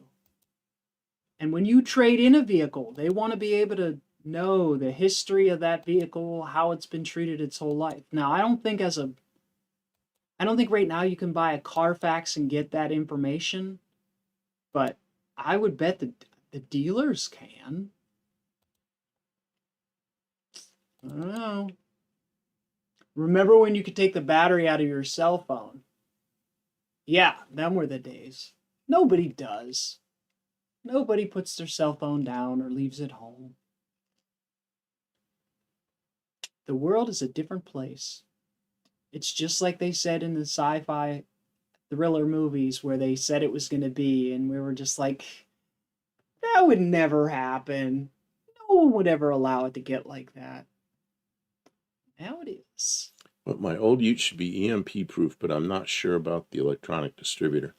It's under the hood. Yeah, but I don't know. Oh, Wrap it in aluminum foil. Yeah, put aluminum foil on your head. It should be like a. You would just put points in it. This is also from Wouldn't Mexican. the EMP burn out the coil? This is from Mexican Spec. And is that for sale? I believe that is a for sale truck from Mexican Spec. MexicanSpec.com. And Luis says 60 Chevy C30. No. It's newer than that. What is that Mexican Spec? About a 65? I'm not really sure. What's it say? Oh yeah, 65. Man, I guessed that right. That's got some hefty wheels on it. What is that? It says C10, but it's got a lot of lug nuts on it for a C10. Yeah, it's got 12-bolt axles or 10-bolt axles on it. Got a chunk of Bondo missing up there. That one corner. Fender's a little rough, but those are not. So what? That's an easy thing to fix. Those are not unobtainable. Well, and you could fix that. That isn't hard to fix. Yeah. If that's the vehicle that you like, that fender is not a deal breaker. Look at how long that thing is. That's pretty cool. Yeah, it's like a bus. No side door though. Oh, let's see what it'd have on the other side. It's just long. It's like it's long. You just got to get in from the back or from the front. It's a cargo van with a truck nose. Pretty cool. Man. Ultimate surf wagon, says Slimo. Racer says C20, 3/4 ton. But it also had, I thought it said... C10 badging? I thought it had C10 badging on it. That is a 10. Like right there. So who knows? It's got C10 badge. Doesn't mean that's what it is. She's got a big butt. Yeah, she's got a lot out back. Yep. That's like what we used to call a carpet van. Because the guys who sold carpet on the rolls, they had those things. They'd have the doors open and like a 16-foot roll of carpet sticking out the back still. It is a cargo truck, or it was originally. 3/4 ton trucks are not sold in Mexico. It's got 3/4 ton axles.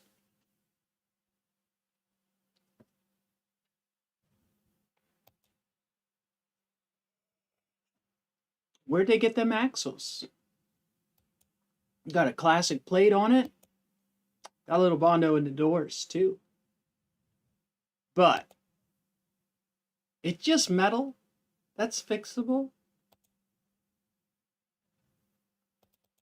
This is from Gearhead.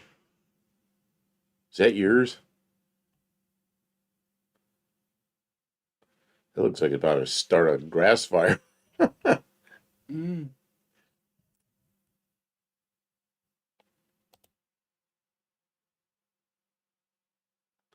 Yeah, one of them's lowered a bit, isn't it? Just a little. Resolution's a little rough on that.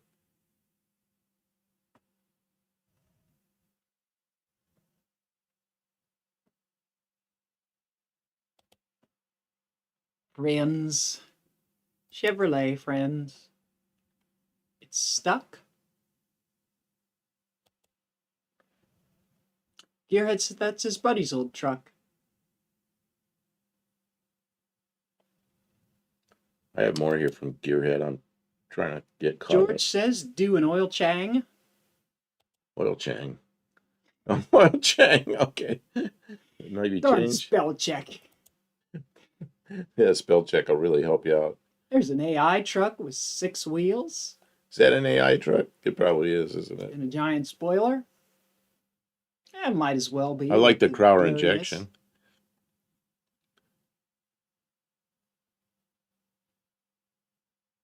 What does it have? It has many wheels in the back and a wing. Yeah, that's a lot of crazy stuff. That might be AI or some kind of Photoshop or something. There's no point in having dual axles in the rear and then having that big wing, because then you can't tow a trailer anyways. So it's just foolishness.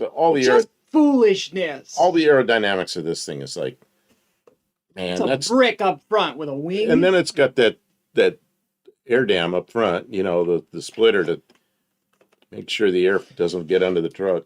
it's might be cool looking, but I don't want to give Gearhead too hard a time about that. I do. Gearhead. What is that?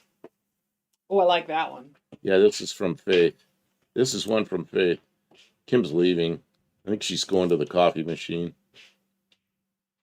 That's my guess. She's going to the coffee machine. Fake patina thing is getting old, or is it? Depends on how good you do it. I don't like fake patina at all. I don't like any kind of patina. Unless it just happens to be that way and you haven't painted it yet. You can't afford a paint job. Let's see here. But I see people do that. Man, I saw these guys. It's some YouTube channel. I started watching them, and then I got upset with them real quick. They had a 53 Ford, looked like exactly like the one my father had when I was a kid. It was brown. It was perfect. It had original paint on it, and the paint was pretty darn good. And they took that thing and sanded it down to the in places like over the top of the fenders, and in other places they sanded it down to the metal, rusted it and buffed it a little bit, and then clear coated it. It's like they ruined it. You know, I was so upset with them because that was a really good original car, and they thought it looked so cool. What did they do that for?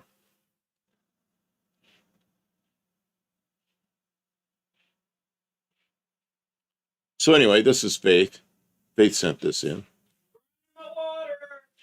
Kim's in there making coffee.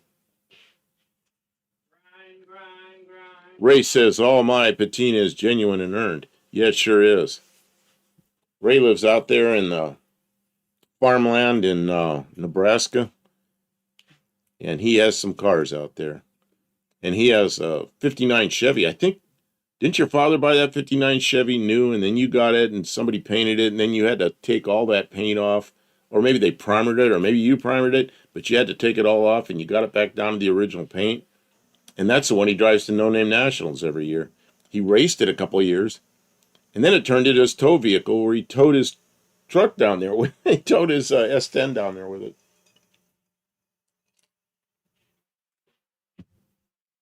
Yeah. Also, Google Earth showed my Volvo's clear coat damage was literally visible from orbit. Yeah. Mark Sauvé sent me some pictures. I will try to get to him here. Let's see. I know I'm stopped on some pictures.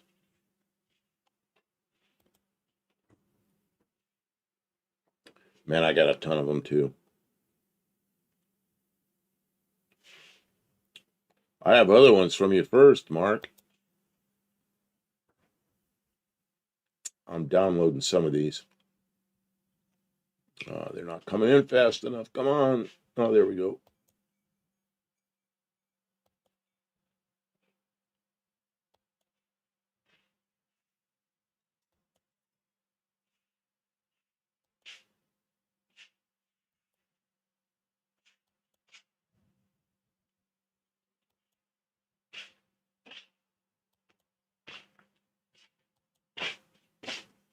Man, that car's cool.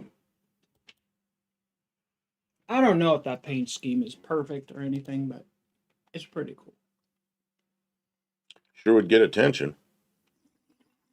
Mm-hmm. What are you drinking? Coffee. That has an odd smell for coffee. Sorry. Did you put something in it? No, I'm eating a cookie. Oh, Smell my cookie breath. the cookie it's the cookie and the coffee. Let's see, where did this stop at? Where did it start at? Where did it stop at? Gotta go back and look. I'm sorry. This is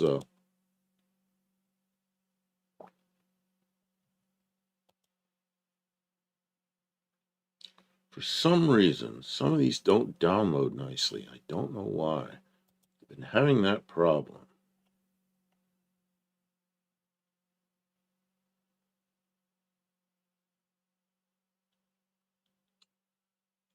Something is goofy here. Kim, I need to fuss around with this for a minute. Okay, well, I was catching up reading the comments. Yeah, that's right. Okay.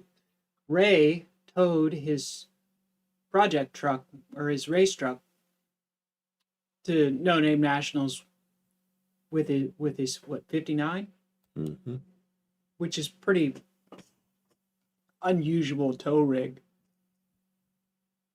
and he's had that car since high school.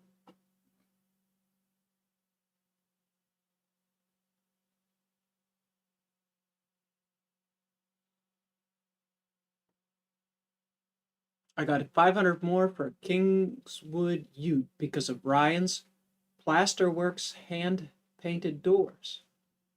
Okay, I see what's happening. It's a problem I can't fix. Okay. I just have to deal with it. What it is this sorts by the date the photos were created or something. So people are sending me pictures and they're created all different dates, so they get all mixed up. Oh, And I thought they were coming in at the order I was downloading them, but they're not. that explains it. You know, you can change how it sorts them, I know, that's why I looked at sort up here. but I don't know that that would And help. it's not when I download it.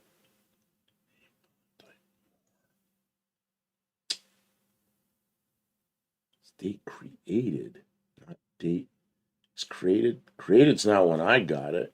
Well, maybe.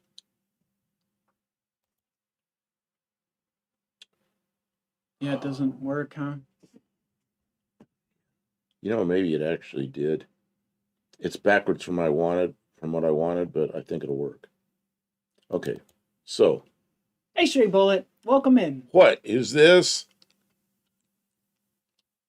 This is something. Something weird. I'm gonna. Something Mark Sauvé. Yeah, It's got the suicide door in the front. That's a bit strange. Yeah, no, extreme pancaked hood looks like kind of like a toilet, or you say in Pittsburgh, toilet. Toilet.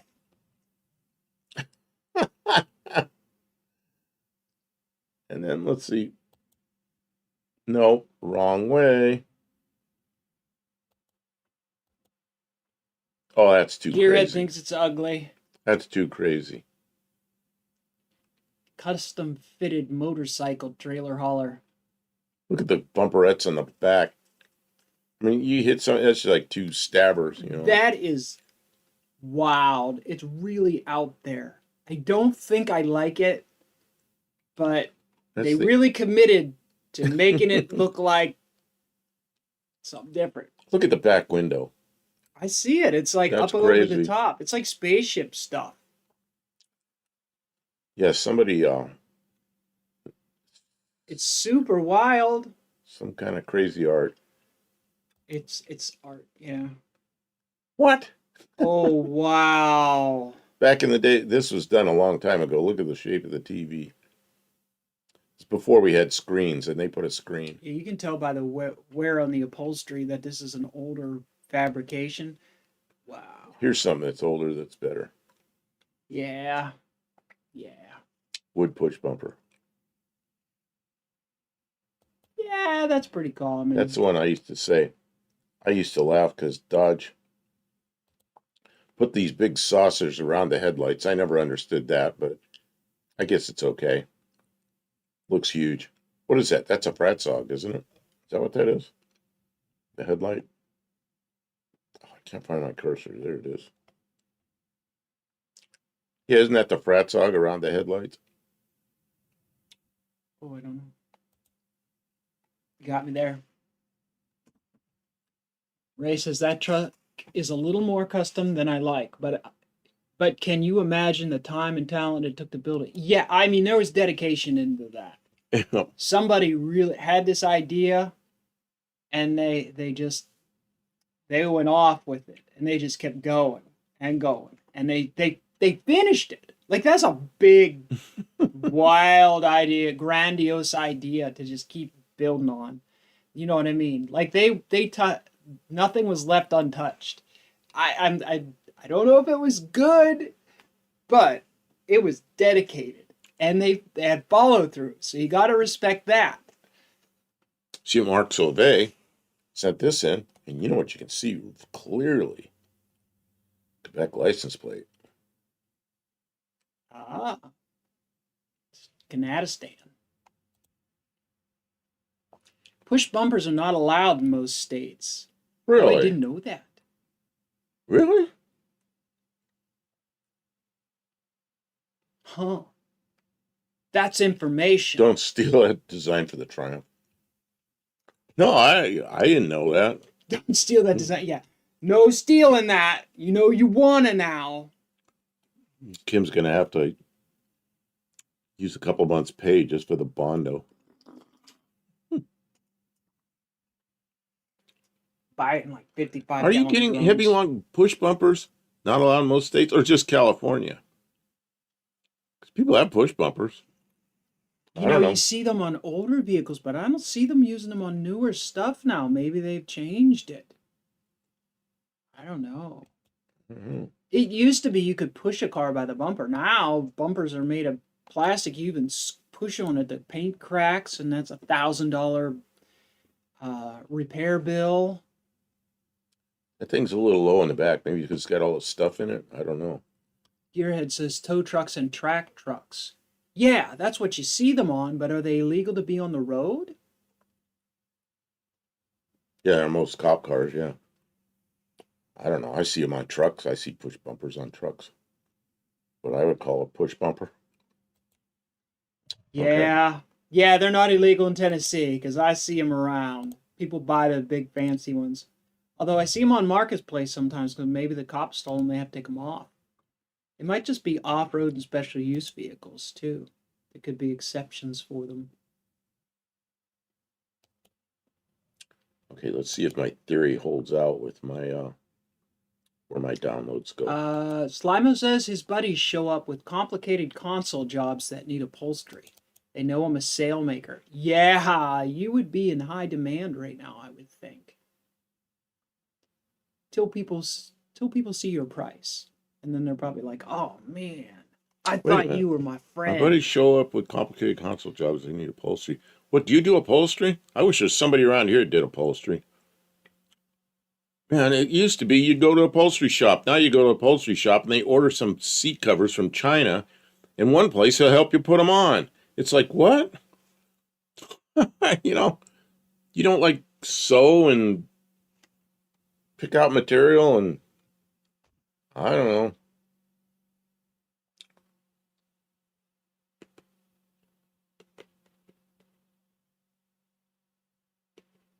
That truck is probably a sleeper like farm truck. And the first time I saw a farm truck, I couldn't believe it.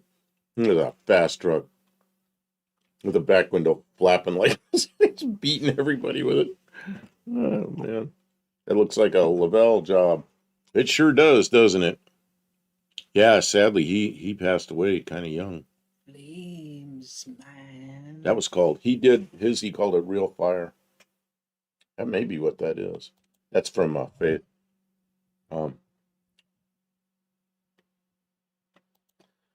I'm still downloading. We've seen some good trucks tonight.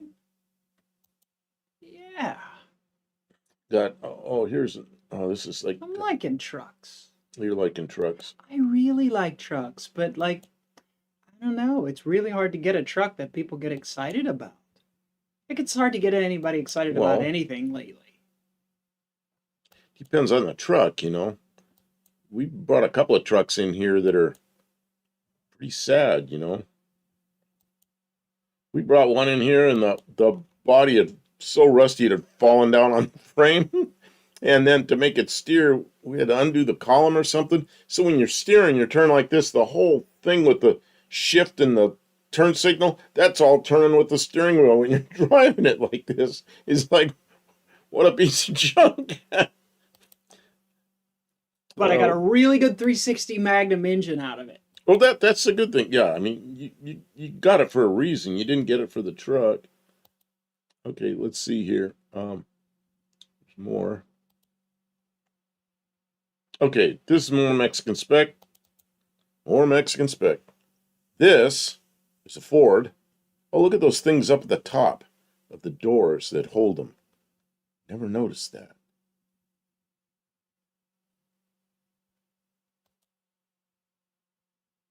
Oh, I like that. Yeah, that looks kind of like a Bronco, doesn't it? Is that a Bronco? What's it say? It's Ford. It just says carry all panel. It's longer than a Bronco. It got a big hump in the top of the roof, so I'll bet you it's got lots of... It's not a very good picture. It looks like it's got maybe a 302 or 351. Probably a 302. Yep. I suppose it could be a 351, but it looks kind of narrow. Okay. Mexican spec says 1682 Ford Bronco panel truck. I think he means 1982. Oh, he does. He says it's not a Bronco. No, it's a panel truck. Oh yeah, look how long it is. You could see it from the side much better. Slimo said he started sailmaking apprenticeship in 1988 and was making hang gliders in the early 90s, flew a trike ultralight with no license, and asks what you were flying. I've never flown anything. Look up a Titan Tornado. That was one of my big projects, or the Titan Mustang. I never flew the Titan Mustang. Other people flew it. My boss flew it a lot. The Titan Tornado, I had a lot of time in that. Before that, I was flying Cessna 152s, 172s, 182s, Piper. Oh yeah, there you go, Titan Tornado. Yeah, that's JD Stewart's. Yeah, he did that crazy paint job. That's the big one. That's the SS model. Look, see that red one up in the upper left corner? You know the woman I've talked about, Kimberly. Mm-hmm. That's Kimberly's. That's got a 6-cylinder Jabru on it. That's not what I wanted. That's not what you wanted, but it worked. Why did it do that? That's got a 6-cylinder Jabru on it, 120 horsepower. That thing rips. I'm looking for a single-seater. Ray got a CRC ad. That's great. We use Power Lube, and we like it. You get 2 points. And I'm glad to see they're sponsoring us. Yeah, because Power Lube is awesome. And we would love to have a Power Lube sponsorship. Yeah, using the Power Lube. Yeah, Piper Cherokees. Yeah, I flew Cherokees. Most of the Cherokees I flew were really... There was one I flew a lot. There was a... man, it was back in the early... When I first got my license, what the heck was that thing called? It was not a very fast airplane. It was 160 horsepower. What was that thing called? A Warrior. Piper Warrior, which is a Cherokee with a tapered wing. So, yeah, I flew that quite a bit. Mexican specs. You get sidetracked so easily. I'm trying to sell that van to Kiwi. It would look good with his shop name on the side. Yeah. This would look good with anybody's shop name on the side. It is. It's cool. Joe Ramone. I had never been up in a hot air balloon. I knew a guy, a friend of mine, that went for riding a hot air balloon. And they went up early. It was at an air show and like 6 in the morning, and it was dead calm. And they went up, and they're up there sitting up there for a while, and then they ended up going across the field and they landed. And he said, "Man," he goes, "we were up there like for a half an hour," and the pilot says, "Oh," because there was no wind, and all of a sudden the pilot goes, "Oh, I think we're moving," which he thought was hilarious because he's fixed wing pilot, you know. So yeah, half an hour in the air before it starts to move. But yeah, I don't know. I just never been in a hot air balloon. I'm the opposite. I'm afraid of heights, and it sounds dream to me. You know, I get on a roof, and I'm like grabbed on. I'm just like so nervous. I crawl around like with my belly on the roof, like I'm afraid I'm gonna slide off that thing. But an airplane, I'm just sitting there. It doesn't matter how high I am. It's just different. There's something different about it. Uh, but I quit flying some years ago. Oh yeah, look at this. Better to be on the ground. Piloting an airplane requires.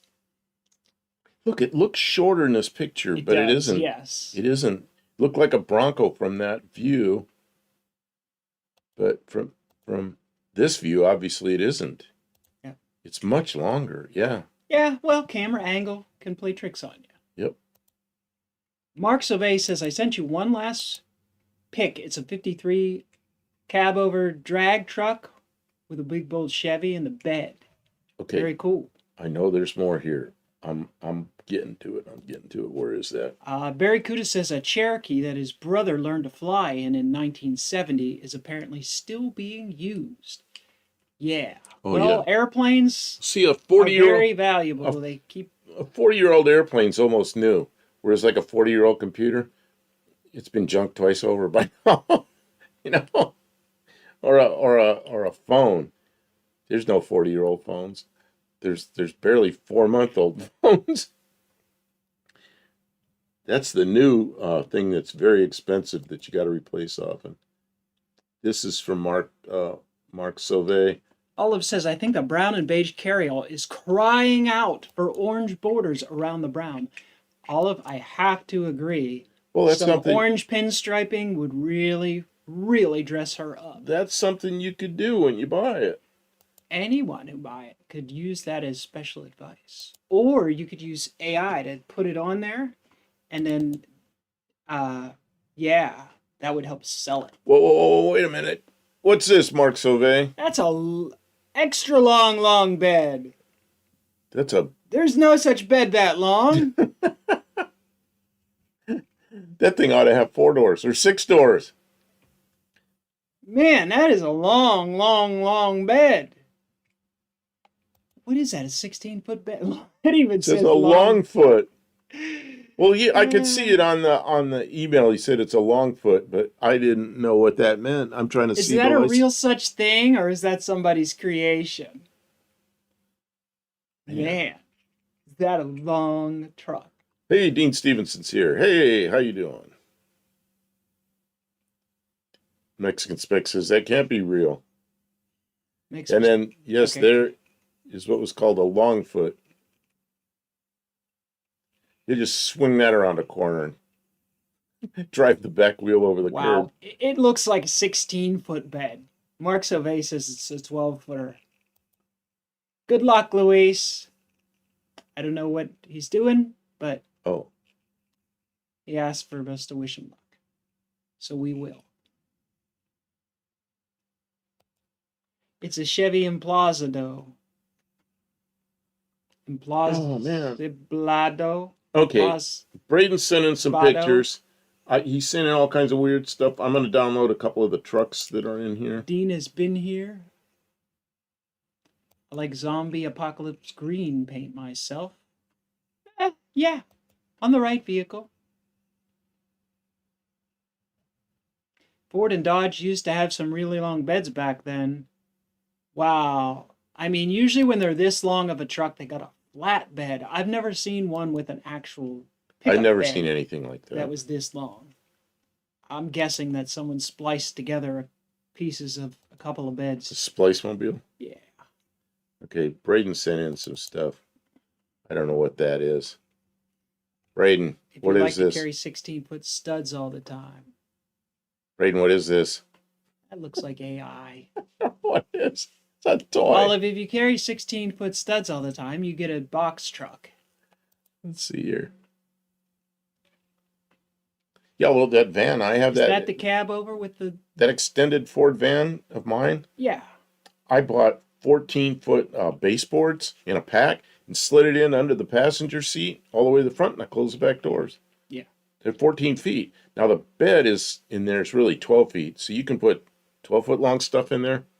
But like I used to put like drywall in there, and I still had 4 feet left for more than all the bags of other crap I put in there. Oh, Braden says it's a concept car. That's a cartoon, is what Mexican Spec says. The Duckster hath returned unscathed. Dougster, I still have your potato. Mark Sauvé says it's factory. Wow. It's grown eyes. It's watching you with its eyes, with its potato eyes. So there's another one from Braden, but I don't know exactly what it is. That is a drawing. It's a Suzuki. That's a little tiny truck. Suzuki. Obviously, right-hand drive right out of Japan. That'd probably be a nice little thing to get around. God, for a little delivery vehicle around town. I don't know if anybody delivers anything anymore. Grocery getter. If That you would- lived in a city and needed a parking space, that'd be a really great little vehicle. Out here in the country, that'd be scary because everything is so big out here. Everything's bigger in Texas.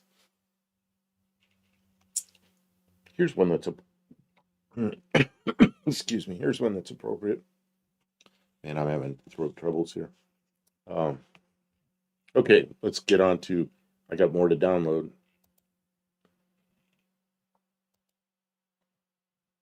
Mark Sauvé sent one more in. Olive says, I like ladder racks, but maybe someone got tired of lifting them. Oh, lifting ladders up over your head does kind of stink. This one says Mike Doyle. It's from Mark Sauvé. Snap on! Oh, look at the back tires. Yeah. You wonder what's up front. Or is the engine? Are the engines in the back? Well, he said the engine was in the bed. Stray Bullet says apparently I don't order DoorDash. No. You know, there's one place that'll deliver a pizza out here, and they're kind of part way out. They're on this side of the. There's Clarksville, and then there's a bridge. There's a river and a bridge, and then there's some other little stuff, and then we live out way past that. Well, just on this side of the bridge, not too far on this side of the bridge, there's a pizza place, and they will deliver out here, but man, I mean, that's a stretch for them. I hate to ask them to do it, and we don't order out like that anyway. So, no, we go to the store and we buy food and we bring it here, and I make salads and Kim makes stuff. We don't go out very often. Yeah, that's kind of interesting looking.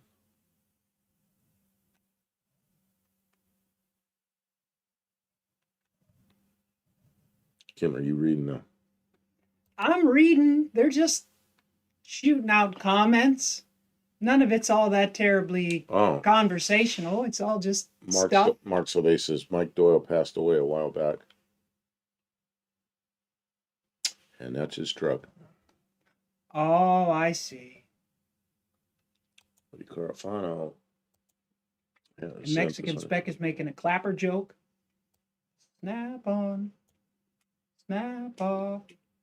Can you zoom in a little? There's something. That's a 66 Dart.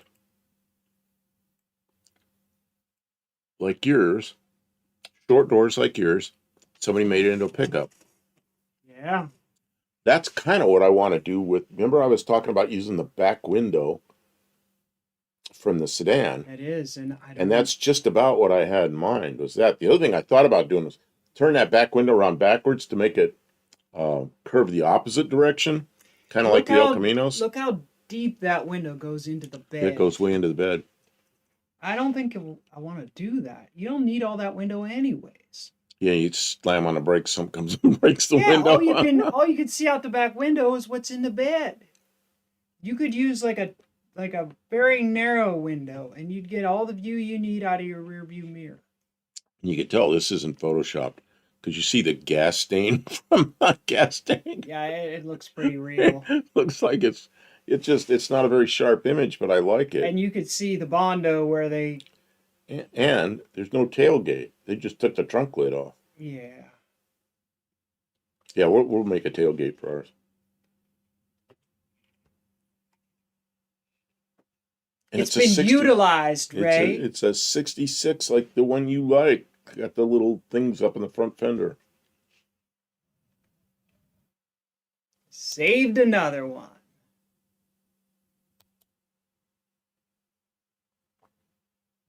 Here's another one from Gearhead. Oh my God. Gearhead, are you okay?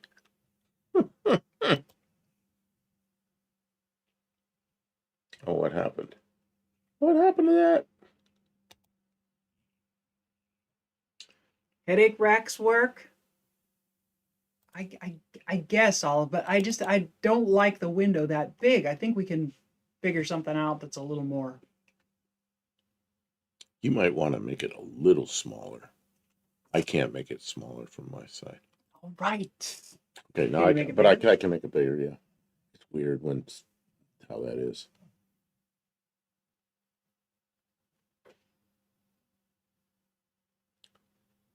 What does reference area mean? I don't know, but there. It's the wrong kind of roof for a car. Probably kind of heavy. Although.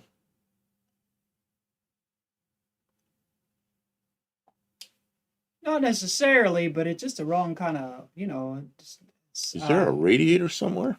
It mocks aerodynamics, I have to say. It sure doesn't look like there's a conventional radiator anywhere.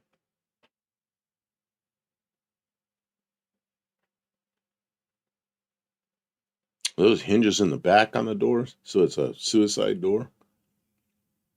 That's crazy. Where's Barrows? I bet she'd like this thing. Mm.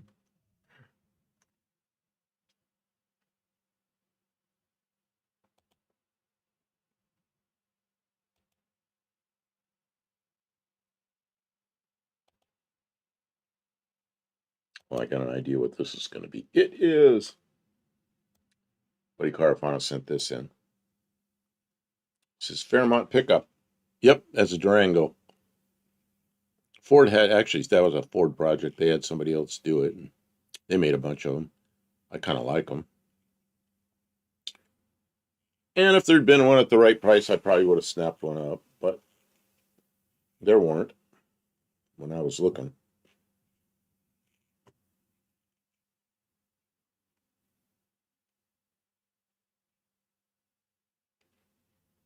Yeah, that's what I said. Where's the radiator?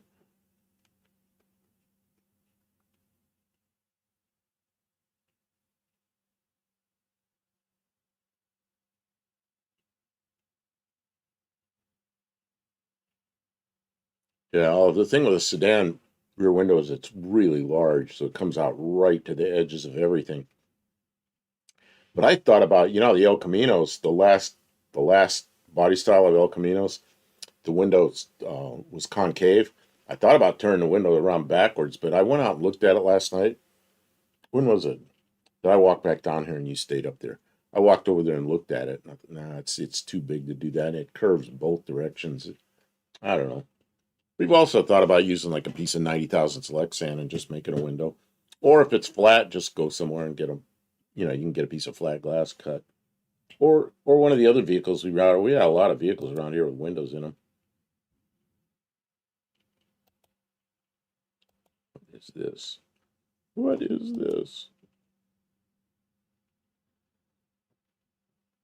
Oh, this is a Dart Ute. Isn't this Buddy Carafano?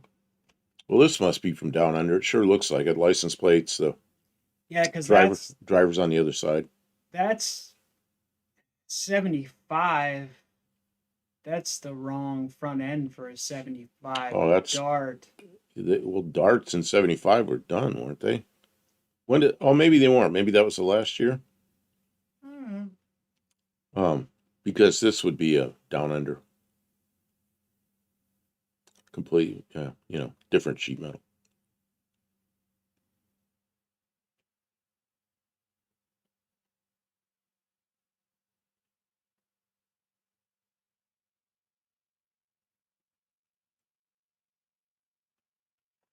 The Dougster wants a big semi truck style thing with a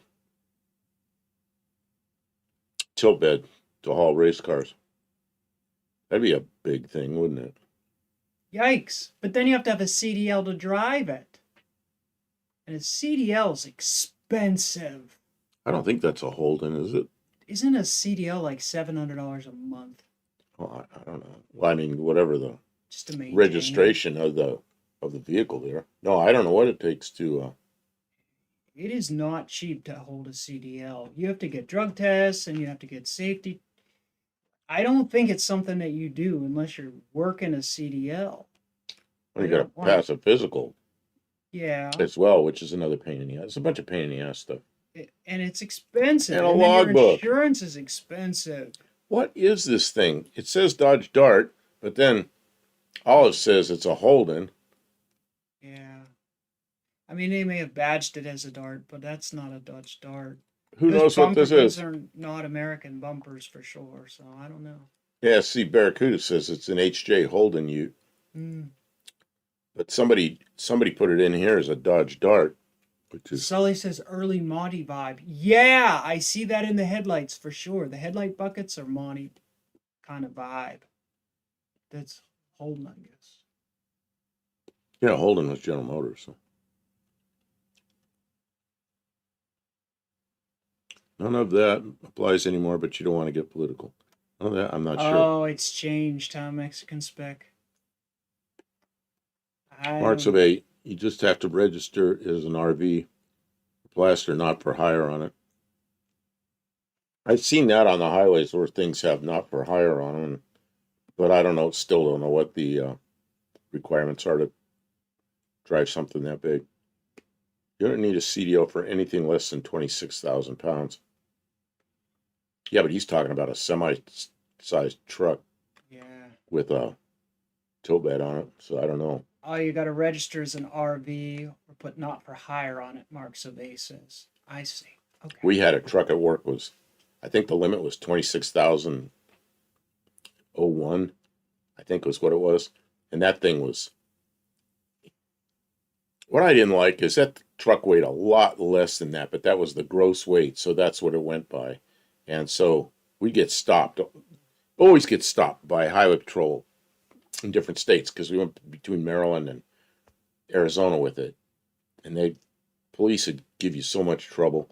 And then they let you go. But they went by the weight, the gross weight of the vehicle, not what it weighed, because we didn't carry anything that heavy in it. We had airplane parts in it. That truck was a pain in the ass because of that. Because it was too big for what we were using it for.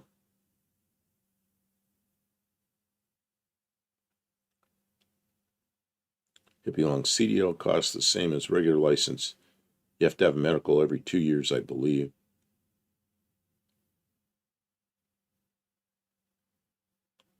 You need to have a toilet to register as an RV. Well, toilet would be a good thing. Toilet, I know. Yeah, we'll put a toilet in it.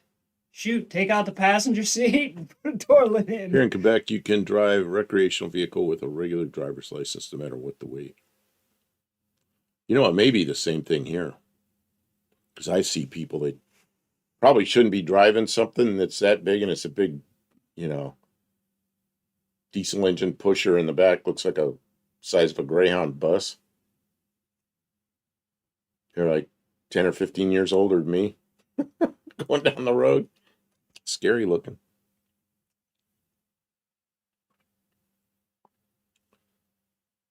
Face says, Kim and Buff, what do you like to do in the summertime? Man, we try to get as much done as we can, and we like to go to drag racing. Well, I guess that's fall when we go to No Name Nationals. Work on cars. Yeah, that's what we do all the time. That's what we do all the time. Try to keep the lawn mowed. Try to keep. Oh, he likes to mow the lawn with the tractor. He complains about it, but he likes to. I like it, but then it gets old. Lee says $150 for what? Mexican Spec says you can buy a CDL in California for $150. Let's see here. Dougster says, I would happily get my CDL to drive that rig. I will not be commercial, so I won't have to deal with a lot of that BS. The only thing I have to be mindful of is being overweight. Yeah, you got a few pounds on you. But no, he means the truck weight. But yeah, but still. Dougster, yeah, that would be a thing. I don't know, man. That's a big rig. Mark Sylvain. What about the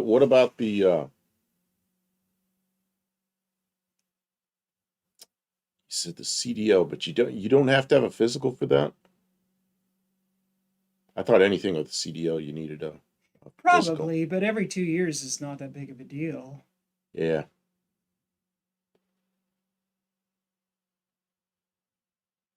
Mark Survey, just like my 37-foot diesel pusher motorhome. Oh, you got one of those things. Yeah, those things are big. That's what you call another truck pick. Oh, and I saw something come in from Braden.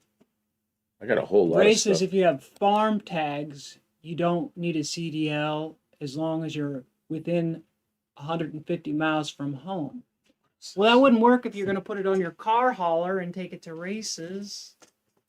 Braden sent in a bunch of airplane pictures. I don't know if I'm going to show all these, but I might go through them quickly. I see one I'm going to show.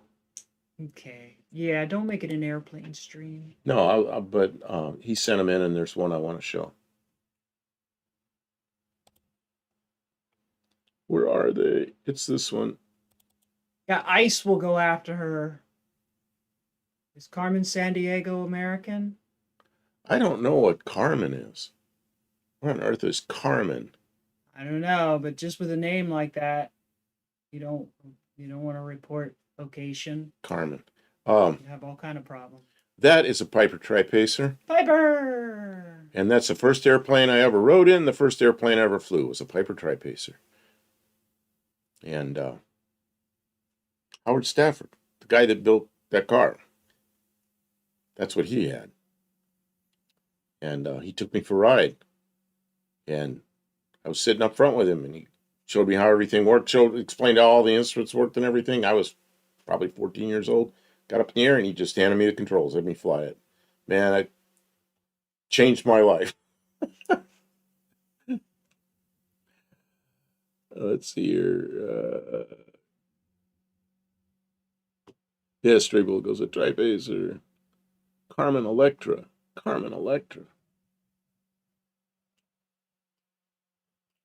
not going to show the rest of the airplane pictures because I don't want to make it an airplane show. But that was the first airplane I flew. Kind of interesting to see that. Oh, God. Okay, and then Ray sent in, he says, one more truck. Josh Holman, I know. Where in the world is Carmen Sandiego? There's a game, and I think there was a... Oh, is it? A cartoon. Yeah. Oh, I didn't know what that was.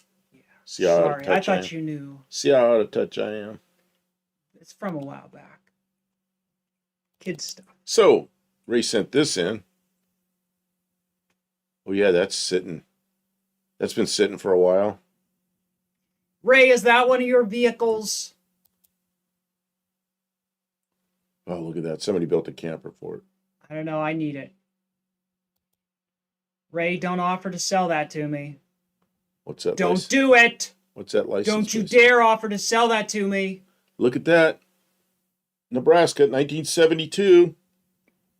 Ray. You're wanting him to give you a price. Do not sell that to me. Please don't. You don't want the truck. You just want the camper shell. One of those 2x12s. That shouldn't weigh too much.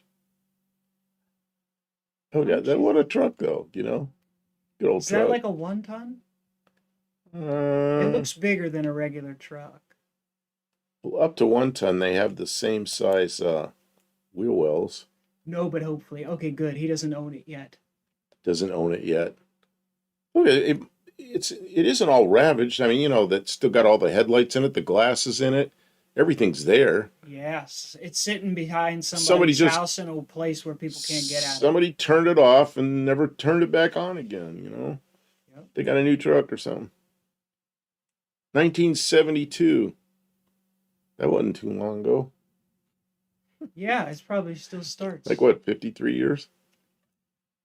Yeah, it's not. It doesn't look messed up. It is. You can see rust forming in the edges of it, so it's probably Well, about it's surface probably rust. getting thin, but That's surface rust, not rot, you know.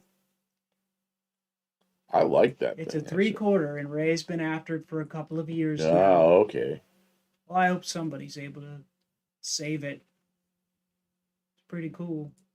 Yeah, It's a nobody's even CMC. knocked the windows out of it yet or anything. Oh, and that's good because that happens to cars, and I hate seeing that happen. Old vehicles. It's a GMC. It's dynamite. Then GMC. Gearheads. And I will not fight. Gear- GMC. I am trying to get. GMC. I want Watch this me explode. Oh, this is a big picture. It doesn't look all rotted out. No, Gearhead. Yeah, this is from Gearhead. Keep us updated, Ray. Let us know. Some Gearhead. You know what I wish? I wish that I had a way that, like, these vehicles that I bring in, that I tinker on, that I could then turn them over to somebody else. But once I buy and work on a vehicle, it seems like it's mine forever. Like, I don't know anybody who would want it, or like I got to take like a major loss on it financially. Nobody's buying right now. I'm worried that I can't buy anything else because I've already got too many vehicles. Like, I need to sell something. Dougster, you got any drawings or anything of what you want to do with that Peterbilt? It's going to be a replica of my dad's service truck that he had in the 80s when he worked for my uncle's company. I want to build it for the company's 50th anniversary. That sounds like a heck of a project, but man, that would be fun. That would be really awesome. So does anybody know what this is? Gearhead, I was going to ask everybody if they knew. Gearhead sent the picture in, so he answered. It's a Brazilian C10. Wow. Oh, yeah, Lester Saver is referring to my story about the CMC. Do you remember that story? I came home from school when I was like kindergarten. I've been walking, Oh, I remember. looking at all the cars, and it was a truck, probably like a late 30s, maybe early 40s GMC, and on the tailgate, it's kind of script looking, looked like CMC. So I asked my mother, what's a truck that says CMC on it? She goes, nah, it says GMC. That's how I learned about GMCs, was that day. I remember that truck had a window that cranked out like this. The windshield opened up like this. And I remember seeing that on that particular truck. So that was a pretty old truck. But that was, man, I was in kindergarten. It was either 1959 or 1960. And it was an old truck. So what, 39? It could have been a 20-year-old truck. Very easily could have been a 20-year-old truck. Very kudos says, I like Brazilians. Brazil always has vehicles that are kind of look like ours, but they're not, you know. And they're not the same as Australian stuff. Yeah, I wonder how that thing doesn't look that big, does it? It looks like somewhere between the size of a Chevy pickup, like a 60s Chevy pickup, and like an S10. It looks like it's in between. Nope. But I don't Tanner know. is here. Welcome, Vintage Adventure Drives. Hey. You forgot to catch the live. I figured you were working or something. Glad you stopped in. He's always working. Welcome. It's a guy that just works. Hey, Tavo is here. That's the age he is. He's Tavo. the age where he goes out and makes his money. Yeah, how old is he? He's like Young. Early 20s, and he's He's done young enough, so he everything. still has energy. He and does hope. everything. He does everything. And he's fast. Tavo's here. He's fast getting stuff done. Tavo just got here too. They were off watching we were talking about Tavo earlier because we were talking about doing the Ute, making the Valiant into a Ute, and that you'd sent us all the dimensions and pictures and all this I think stuff. that's what we're gonna pull in and do. I think that's going to be. It's gonna happen. I think that's going to be the next project. Oh, Bruce Colchin sent something. You only work 2 days out of the week. Yeah, but he works 24 Today hours. and tomorrow. He works 24 hours a day. Yesterday and today, the only days he works.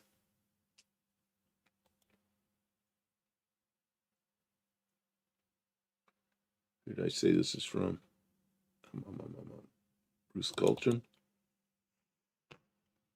Dougster says all he needs is a tandem axle truck, a set of stretch frame rails, and a Jerry Dan tilt bed. Well, that's only about 10 grand worth of rolling stock, Dougster. If you get it all used to the point where it's almost worthless. Well, if you set your mind to it, yeah, you probably build it. Good. What about moving heavy stuff around? You got like lift or hoist or GoFundMe? No, he doesn't. You're going to have to rent a shop to do that, work that big. Work outside, be like vintage, work outdoors. No, or a big truck like that, he's going to need heavy equipment. So he's going to need heavy equipment. That's a big project. It's big stuff. So, yeah, Bruce Colchin sent this in. What year is that? Who knows? It's got a flathead Ford in it. So what is that? Like early 30s? Or is it something? Yeah, it must be early 30s. It's got a flathead Ford in it. Yeah, with the square cab like that, it's at least that's the thing. that it's old. Very square cab, but the grill is not perfectly straight up and down, or is it? Maybe it is. 32. I don't know. You'll need a big forklift. Yeah, like a loader. Louis says it's a 28. It's 28. Somebody put that engine in there, which is possible. Dougster, you're going to need to make friends with somebody who does heavy truck maintenance. And he says it's a 34. I am not pursuing your project. I'm just thinking about the logistics of putting that together.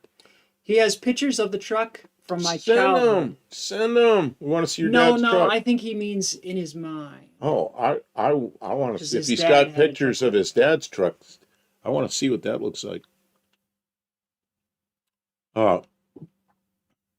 Louis says, I see a logo of Pontiac. Nope, that's a 34 Ford. That's a V8 emblem up front. Yeah, it is. That's cool. And then the Ranchero next to it. Welcome. Oh, EFOG's here. Good evening. And then there's the Ranchero next to it. Like a 67, 66 or 7 Ranchero?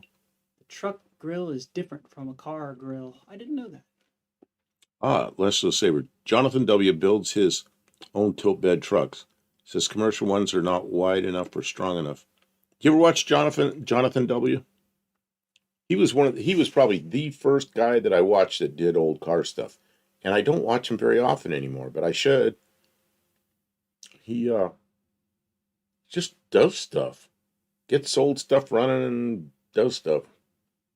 Interesting guy. It's got old YouTuber horn on the front. Old YouTuber.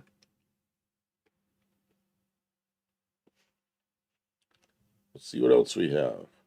What else? Buddy Carfano sent more. Oh, he says Ford Highboy. This is the way Ford four-wheel drive trucks used to look.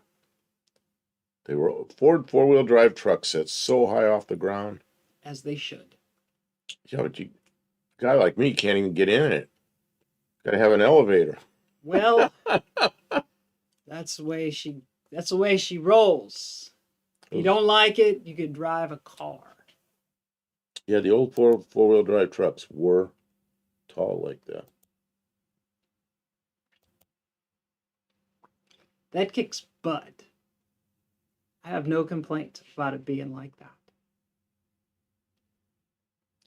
And Buddy Carafano sent this in. It says has a year range there that's completely wrong, but that's what is that, a 71? It's either 70 or 71. I think it's a 71. Danny Boyd says Sure. it's higher than the stock market. Danny Boyd's here. Hey, how you doing? Except today there was a little glitch in the stock market. Friends, that's what we call a buying opportunity.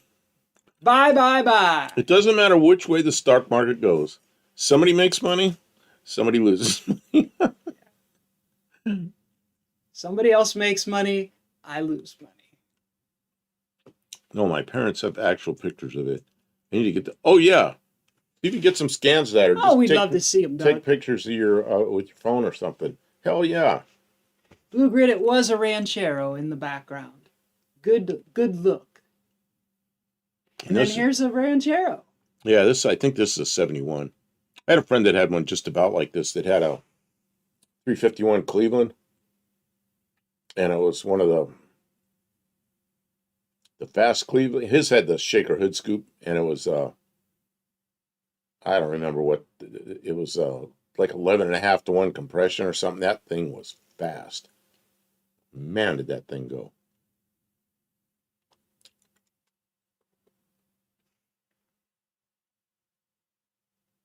Nancy Pelosi's done very well. Yeah. Yeah, just follow what she does.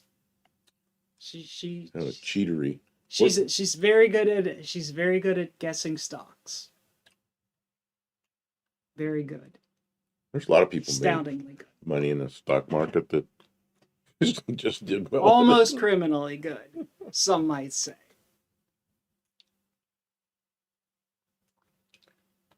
I have a note here that says to draft my emails with AI.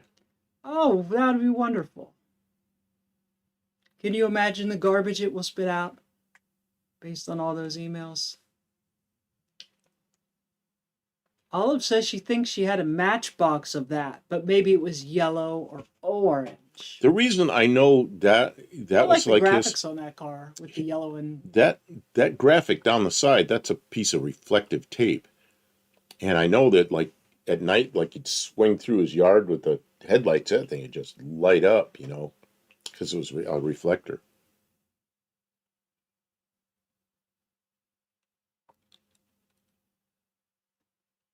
Tabo says that's what we purists say qualifies as a ute, like the Ranchero, because having a sedan car equivalent and it's fully interchangeable.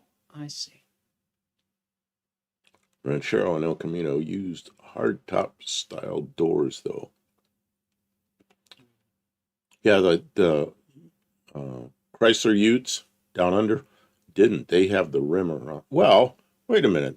Some of the Rancheros had full frames, like a 57, 58, 59 Rancheros. And the Falcons, they all had a rim around the window. When did they go to the hardtop style? I don't know. 1960, 68? All of the rest of the evening and tomorrow morning, there will be all kinds of talk of the politics because it is election day, which we mentioned earlier. Yeah, you can watch that tomorrow. Yeah. Right now it's speculation, so we'll see. I'm hopeful that good things will come of it. But, what I think are good things are not going to be the same as what other people think are good things. So I'm hopeful. I'm cautiously optimistic that the tides of politics will be in favor of good. And that's where we have to probably talk about cars. Well, it's not a major election. It's all local stuff. It is a very small election. Yeah, it's not. There's no Congress, no federal I stuff. think there is some of that stuff, yeah. I don't think so. Yeah, there are. Some. Let's see. It says, an Ute means a lot of things, but we never had real word for the El Camino type thing here. Yeah. Our 72 78 Falcon used the hardtop doors. Still based on the Falcon, though. Yeah, and I think that's about the same era that ours started going to hardtop doors. Happy 20th anniversary to Chicken Little. What? That was a movie. Cartoon movie. Like Finish 20 says years. election day, something I didn't know about. Thankful I'll be blissfully working on my scab instead of voting. I think about the same. At some point, politics will become more important in your life. And when somebody starts threatening All right. things I you don't hold want to. valuable. I don't want to go further. Okay. Because no matter which side you vote, Absolutely, no God matter help if New you York City. vote I hope on there's not this riots or side way something over crazy. here, or if you vote on this side way over here, something's going to be bad. And that's the problem we have today. Is you got to be on you got to be an extremist. It's very divisive. Or there's nothing else. You got to half the people hate half the other people. Doug's and if you're not on one of those sides, daylight savings time. if you're not on one of those sides, you're bad. People don't understand why you're not on an extremist one way or an extremist the other way. And I'm so sick of it. Yes. That's the whole thing. Keep us divided. Dougster, thank you for being here. Guys, make sure you always check out Dougster's Wolverine Garage on Monday nights. Does a live stream. He's a very entertaining guy and a friend of the channel. We love to see it. And Dougster, I think, is still on daylight savings time, so he's ready for bed. Yeah, laser stripes. Who's Dougster's ready for his beauty sleep? Yep. Oh man, taking off already. All right. See you next time. We'll see you maybe on one of our other live streams, or we'll see you on Monday night. Stray Bullet asks why they didn't ever make a convertible El Camino or Ranchero. Because it would have looked like a boat. Looked like a motorboat. I don't know. Maybe they did. Maybe there wasn't much call for that kind of thing. Wait a minute. Wasn't there something that had that kind of look? Oh, I know what it was. It was an S10. It was an S10 convertible, I think. I've seen convertible pickup trucks before, but never a convertible El Camino, so I don't know. That is a power wagon. Power wagon. What's the snow-specific power wagon one called? This snow wagon or snow monster or something. There's a specific one that says snow kit. Dakota. I have a Dakota with a 4-cylinder 5-speed. We might just turn it into a 318 powered truck. Dakota convertible. Yeah, it could have been. Okay, there was a Dakota convertible. I knew there was some small truck that was a convertible. Yeah, I don't know what this is. This is something who sent this? Don't remember who. Oh, it's a Facebook thing. I guess Buddy Carafano. Yeah, Buddy Carafano sent it. I didn't mean to put up somebody's Facebook page, but I guess I did. Oh, and then this thing. We all know what this is. Everybody loves a Little Red Express because due to emissions rules and stuff like that, trucks, they were allowed to do different things with trucks. So Dodge went off and put a 360, a high-powered 360 in the Little Red Express in the late 70s. And it was the fastest thing on the road. And that was cool. That was really cool. And if you could find a nice one, they fetch a really good price. But I think at the time they were something special to buy. Snow Commander, that's right. Well, plow mounts up front, lights, and probably different gear ratio. Yeah, probably had a Mexican 4 low. First of all, I don't know when you left. No. It's probably because I wasn't paying attention. And no, I haven't showed all yours, but you may have missed some of them. No, we were waiting for you to come back, Mexican Spec. We're going to show some of them now. Well, I got a lot of email here, so I've been a lot of email. Man, why are you going to give me a hard time? I wasn't giving you a hard time. I was giving all those emails a hard time. We have this. That's nice. What year is that? 65 Chevy.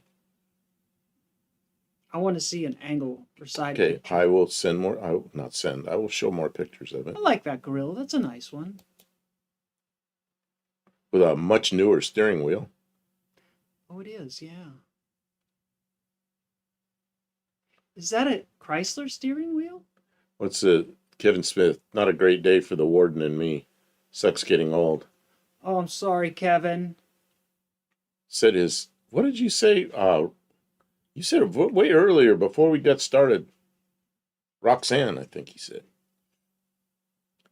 Blue grit, I agree. It's a divide and conquer effect. What's that? Where's that? Where's that? Right in the middle of blue grit. Oh, yeah. Yeah, because that's how they get the ratings. Make sure we keep fighting.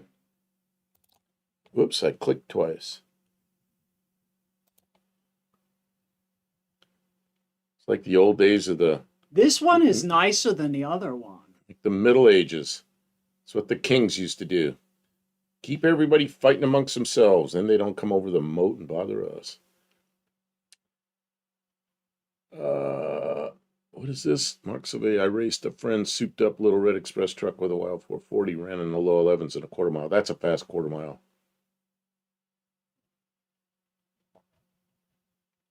I rode in a 12-second, two cars that were 12-second quarter mile cars, and I felt like they were pretty quick. Yeah, I do like this.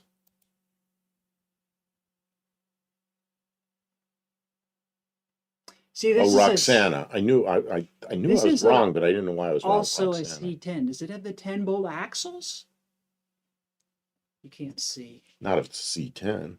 Well, the other one said it was a C10 and it had 12-bolt axles. Yeah, but I think somebody did that. I don't know. Well, I don't know. I was curious to see, but I there's don't know. no I'm picture trying to. of it. I don't think those are 10-bolt. You can't tell. Is there a picture? There's not. They're all 3/4 pictures, which is the right way to take pictures. I just. Then better she lays around and cries. Could use y'all's prayers. Oh, that's sad. I'm so sorry, Kevin.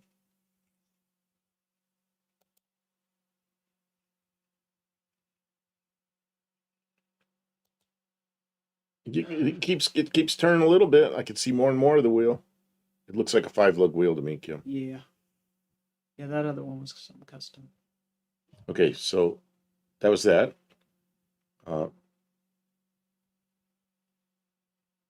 Just red and white truck, he says.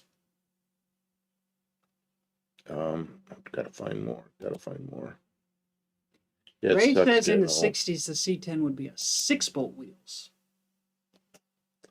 Hey, Okay, Kevin, I'm not the point where I can't get around anymore, but I don't get around like I used to. And I know it's not going to get better. I try to make it better. And yeah, getting old it's not always fun.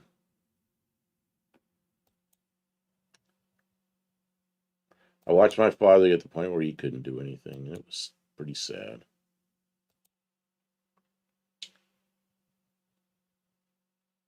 How many is that? 7, 8, 9, 10. Let's see if it grabbed 10 of them. It hasn't always done that. Tanner has goals to be in the 10s. I got to get in the 10s with in the 8th before I can aim for the 10s in the quarter. Holy crap! Is this thing got a chopped top? Or is it just the angle I'm looking at? Could be the angle. Click around, see what you got. I'm going to. Nope. She has crippling arthritis. Oh, rheumatoid arthritis is very painful.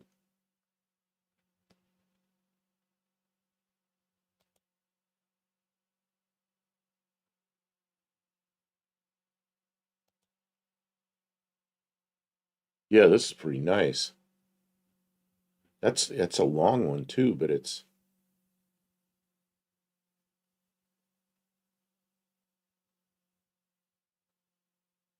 okay. Let's see if there's pictures of the interior. She's very lucky to have you, Kevin, to care for her. I hope that going to the doctors, they can find a treatment that helps. It's that over the shift lever. It looks like a vacuum hose. Oh yeah, look at the interior. Blue Grit says his neighbor had a dump truck version of that 65 Chevy. He only wanted $1,000 for it, for no takers. Look at the inside of this truck. It's all plushy. Looks kind of like the vans from the 70s, only better. What the heck, man? Is this for sale? This would be scary. Takes a while to spoon feed her. It's that bad now. Oh my man. goodness, I'm so sorry, Kevin.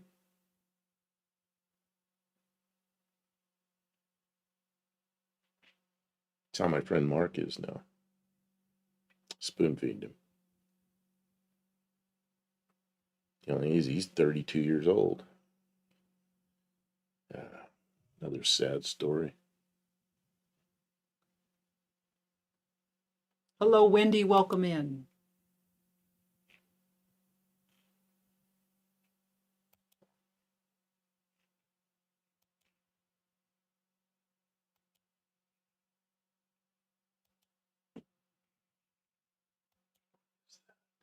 I'm downloading pictures. That's why I'm kind of quiet over here.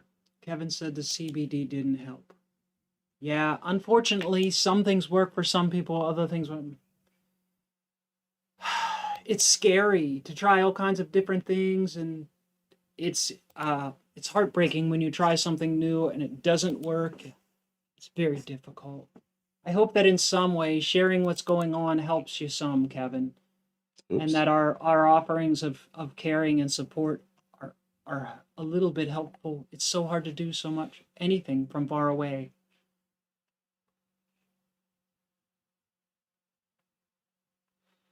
Ray has a good message of wishing. I just downloaded a whole bunch of pictures and they don't seem to show up. What happened? Let's try again. Blue Grit says he's already in trouble with his wife. He has 7 old cars in the garage, and hers has to stay outside. Oh no! Oh no! Tell her you need a bigger garage.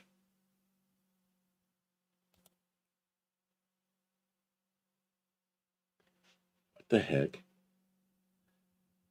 Mexican Spec, you sent me one here that says 75 Ford panel. When I open it up, it's duplicates of all that. It's duplicates of a Chevrolet, I think. What the heck is this? I'm gonna open them up. I already did. It's duplicates. It's 72 Chevy. It says 75 Ford panel on the email, but all the pictures are a 72 Chevy, a red Chevy. I don't know. Maybe I'll show them anyway.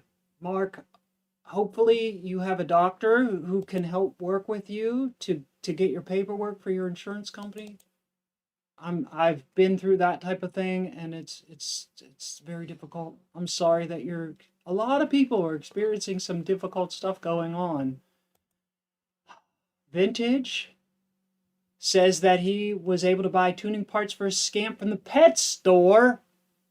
Wait a minute. What?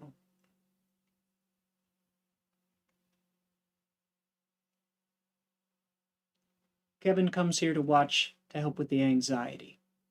Well, I hope that we can give you some sense of calm, a little bit of distraction, entertainment. It's the best we can do. We're trying. Only old cars need care. Yeah, nobody cares about new cars. Maybe Kim can dance for you. I don't know if that will help. What's this hippie long?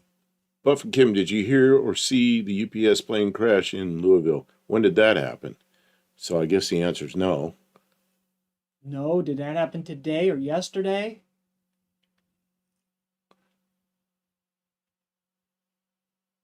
Too many plane crashes. We went all these years without any, or with minor ones, and then now it's just like. I will dance on Thursday when I'm in the shop and there is room. There's not room, and then you'll only see from here down to my knees here because of the way the camera is set up. So I will dance in the shop, I promise, in honor of Kevin, to help distract him from the difficulties. Okay, so Mexican Spec, it looks like you've sent the Ford, but so now we have this Chevrolet, which I kind of like. It's in the email that says 75 Ford, but it's a 72 Chevy, and I like the grill painted and the inside of those headlight rims painted. I think that looks kind of good. Can you tell us more about this? It had a 6-cylinder in it. Let me see if I can get back to the engine. Here's the engine. Hey, the top of the battery doesn't match the valve cover. But I guess we don't care about Yeah, that. that's not really the same shade of red, is it? I mean, they tried.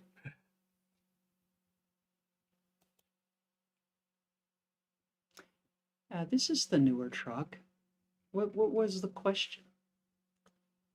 I mean, what was the question? He sent an email that said 75 Ford, and the 72 Chevy was in the email. So I'm showing it anyway. Mark Sauvé, I know. Yeah, at any time they could just send you papers and make you jump through hoops, and it's scary and upsetting. But it's okay. Stay current with your doctor. They know your condition, and they will help you with your paperwork. That's why they're there. That's part of their job. And if you need to, get a lawyer. You need to get a lawyer. And a lot of times for disability and injury, personal injury and stuff like that, doctors will work, or lawyers are pretty reasonable in those situations. And when you get a lawyer, they leave you alone a little better. Stray Bull says there have been tons of plane crashes. He hears about them because he's in the inner circle kind of with his viewing, but there have been a lot. It's crazy. Okay, oh, it says, that crash was 3:45 this afternoon. I was asleep. Cargo plane with full load of fuel for Honolulu crashed on a warehouse and office district outside Louisville. It's a Douglas oldie, so it's what, a DC-8 or something, or DC-10 maybe? Oh. Yikes. That's bad. All right, I guess I'll find out about that after the live. These are some really nice delivery vans that Mexican Spec has. And I feel like I repeat myself excessively talking about Mexican Spec. If you want to put up a link to your channel, your favorite way to get in touch with Mexican Spec. Mexican Spec does live streams. He talks about some of the vehicles that are only in Mexico. And then he brokers and helps people purchase vehicles and import, export, move them to other places. So if you've ever wanted one of these vehicles that you cannot get in the States, Mexican Spec can help you. He can go bird dog and look for something that he will meet your expectations. He can also have custom repair work done in Mexico where the cost of repairs and such like that are potentially more reasonable. And he would like to work with you. And if not, he just has lots of really cool pictures of dreamy, unusual stuff. Wow, look how they did that. A V8 under the hood would make it so much nicer. You know, the great thing about a Chevy is that it's easy. It's super easy. The V8 just bolts in. I mean, it's so easy. It's not like a Ford where every transmission they ever built was different bell housing. Chevys, it's just like pull the engine out, put the new engine, bolt it up, done. There's Mexican Spec's Instagram. Thousands of cool pictures of cool rides. Most of them are available to purchase, but lots of cool pictures. And then on YouTube, a lot of them have more of a story. And his other Instagram. If you don't have Instagram for anything else, you should have it so that you can look at Mexican Spec's cool stuff.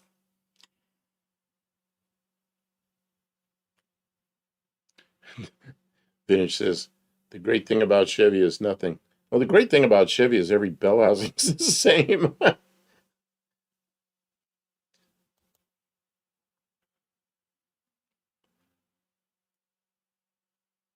Okay, now I've got to go. I don't think this will go right to the... Oh, it does. This is an interesting truck. Mark Sauvé, that is tragic that you struggled with lawyers and the government. Yeah, of course, he's in Canada, so everything's different there than here. But it's the same kind of shit. But I'm dealing with the same thing right now. I got one that's in litigation forever, and nothing's happening, and yeah. On a fast Chevy, put a Ford engine in it. Tanner says I did the other way. the great thing about a Chevy is nothing. No, Chevys are all right. Oh, you think it's an MD-11? 90s vintage, maybe. Speaking of Arthur. Yeah, an MD-11 looks like a giant DC-10. I rode all over the place on those things. Not really my favorite airplane. This guy wants a lot too. It was probably a dog pound truck, something like that. It's very well detailed with white spray paint. Can't see the, excuse me, can't see the engine from there. That's because it's a 6. It's so little. Six You know how I can tell it's a 6? Because the carburetor's offset? Yeah, the air cleaner's offset. But there's a lot of room for big block Chevy in there. A lot of room. Good base. Solid vehicle. 2 more. The other thing is in Mexico, they like to barter. So maybe you can, maybe if he really But then feels again, like he wants to. But then again, Mexican spec, for what he charges, he takes care of the vehicle and gets it to you, and you know. Oh, I and if didn't it's a- say and if it's haggle a with piece, Mexican spec. and if it's a piece of shit, he won't sell it to you. I He'll go, understand hey, that. you don't want this thing. I just mean Mexican spec's not going to haggle a bunch with somebody over the price until he has a buyer. So if you really are interested in something, and you know you're a serious buyer, maybe he can try and get the seller to be reasonable with the cost. Maybe. I don't know. I don't want to try and tell people how to price shop because that's sort of counterproductive of being supportive of Mexican spec. But buyer beware and be smart with your money. But I absolutely feel that Mexican spec is worth having involved. I would not want to go off on my own and try and purchase something and import it from Mexico on my own without somebody to broker the deal for me. And Mexican spec's definitely bringing a ton of value to that transaction. This is kind of interesting picture. It's a 54 Chevy in Mexico, but look at the Nova behind it. Oh, look how shiny. Look, what happened to the bumper? Is it broken? It looks like it's broken. Somebody was pushing it around. Broke the bumper. It's bad form to talk about price if you are not in person. Yeah, right. I mean, there's a difference between just inquiring about a price and then really making a deal. I think most people understand that, you know, because if you set a price, it's never going to be you know, more than that. So now you always want to set your price where what you would like to get, because people are almost always going to haggle. So, you know, you want to give yourself room. Some people are negotiable. I do like this truck. If you're a serious buyer, that's when it's time to put your money where your mouth is. Say, this is what it's worth to me. Take it or leave it, or, you know, can we meet somewhere? I don't know. Take a class on bartering, on negotiations. Okay, let's see now. What else did I want to show here? We start off this with a Powell. I don't know how many people are still here that were here then. Where is it? Mexican Spec says you don't want to come to Mexico at all for that. There are a lot of roadblocks you most likely would not get over. Yeah, I wouldn't want to. I don't think I would want to go to Mexico. Like, I don't know anything about it. I wouldn't risk it. You can put a Hellcat engine into anything vintage. Hellcat engine? I guess you could. We start off with this Powell truck. With enough money, we come around full circle. And somebody said they make station wagons too. They did. They didn't make a lot of them, but they did make this station wagon. And this is really kind of interesting. Oh, I remember seeing this picture before. They had these tubes that slid all the way up to right behind the front doors, and it was meant to put rifles, fishing gear, skis, whatever you could put in there, and then you slide that thing in there. Stuff. And then when I had a plumbing van, we had a big piece of like 8-inch PVC pipe up on the ladder rack, So when you got pipe, you could put it in there so it didn't bend and flop around when you were driving. This is a long piece of pipe. Like on a full-size service van. So this was a Powell. Money talks, bullshit walks. That's right. That's right. That's right. When you show up with money, when you make yourself known as a serious buyer, then the real price discussion starts. So they just changed the rules about banking. I'm sorry, Mexican spec. Yikes. Say, Buff, did you ever hear about the Air New Zealand DC-10 that crashed? Yes. And been over the accident report over and over and over, and it's like, yep, I know a lot about it.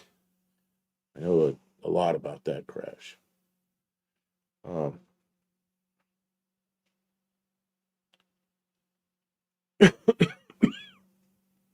Buddy Carfano sent more stuff. Let's see what I've got. There was no Subarus sold in Mexico. I didn't know that. Hippie Long was asking if they converted VW. Yeah, plus VWs were still being made into the 90s. So there was, a supply of VW engines. Well, and in Mexico, they were made even later than that. Into the 2000s. And in the 88 and newer VW vans, they used the 1.8-liter Golf engine. So it will fit in other VWs as well. Oh, when they made that change, Mexican spec, did the bell housings bolt up, or did they have an adapter plate or something like that? Different transmission. Yeah, who knows? Yeah, or did you have to switch the whole drive line? Okay, so Mexican spec did resend the 75 Ford, and I just downloaded it. And here's that. Oh, look at these things up in the tips of the... Are those turn signal indicators up there? What is that up in the top? They would be, yeah. Is that something common in Mexico? It's up turn signals. We've never seen them before.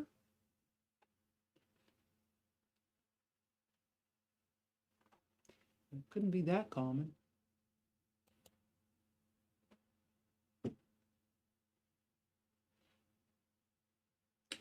Kim, I'm not sure. I doubt they complicated their lives. Well, what's this? Where's this? What are you reading? When I asked them about the Golf engine and the bell housing and stuff like that, they probably just made it all whatever the new thing was. I guess I could look it up. Mexican spec. Maybe the stock ones don't work. Maybe, yeah.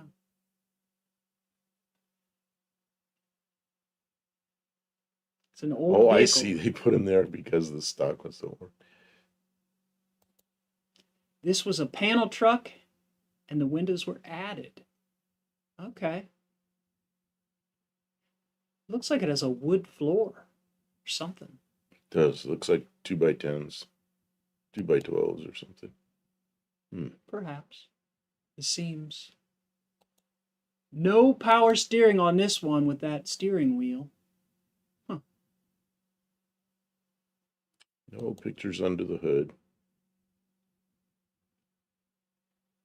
And it's got something dripping out from under it. The rest of the street is dry, so I would say that's that just probably... the air conditioner. Maybe it has air conditioning? Yeah,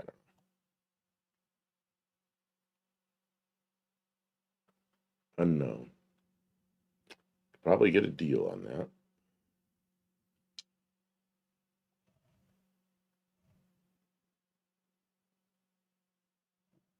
Tommy is grumbly. I hear.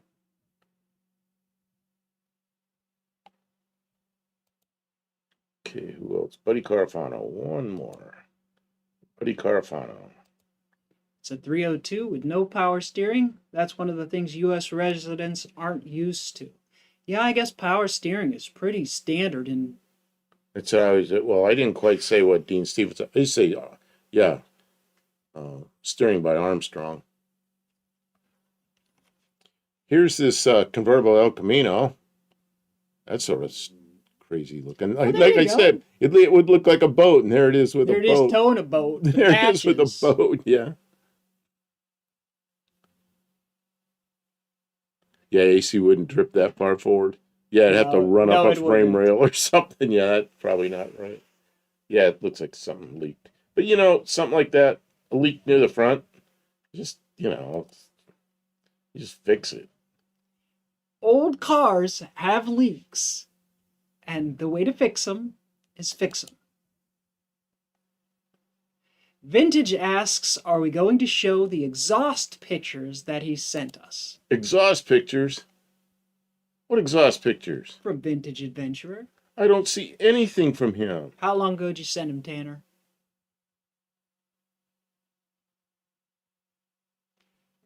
Hippie Long says, put a coyote in it and run farm truck. Man, that'd be fun. Have the money to really put a motor in a car. While people are looking at coyotes, I'm looking at old 390 Fords that I can pick up for $400. Oh, yeah. DC was 302 is lighter than the 300 Big Six. I never knew which one was heavier. So the 6-cylinder is 30 pounds heavier. That's interesting. Yeah, and I don't, the 300 Big Six sounds kind of interesting for my car, but I think it's too long and too tall and everything. But he says he sent it about 30 minutes ago. Oh, where'd you send it to? I see nothing from you. He sent us stuff before, so I'm sure he knows the email address. Did you get the email address right? Buddy Carfano is Who'd you send it suggesting to? that next week we do convertibles and T-top cars. And I'm okay with that. Yeah, me too. Does that interest anybody else? Does anybody else like? It says refresh my email. Okay, I see stuff popping up. But I'll refresh it anyway, and it refreshed very quickly. Maybe AI didn't think you wanted to see Tanner's email. Let me see if there's a, well. There it is right there. Oh, there it is now. It's there. Just popped up. Did you just send it again? I think he did.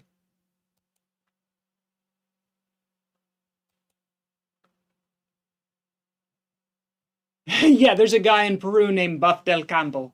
And he's like, what are these cars from America?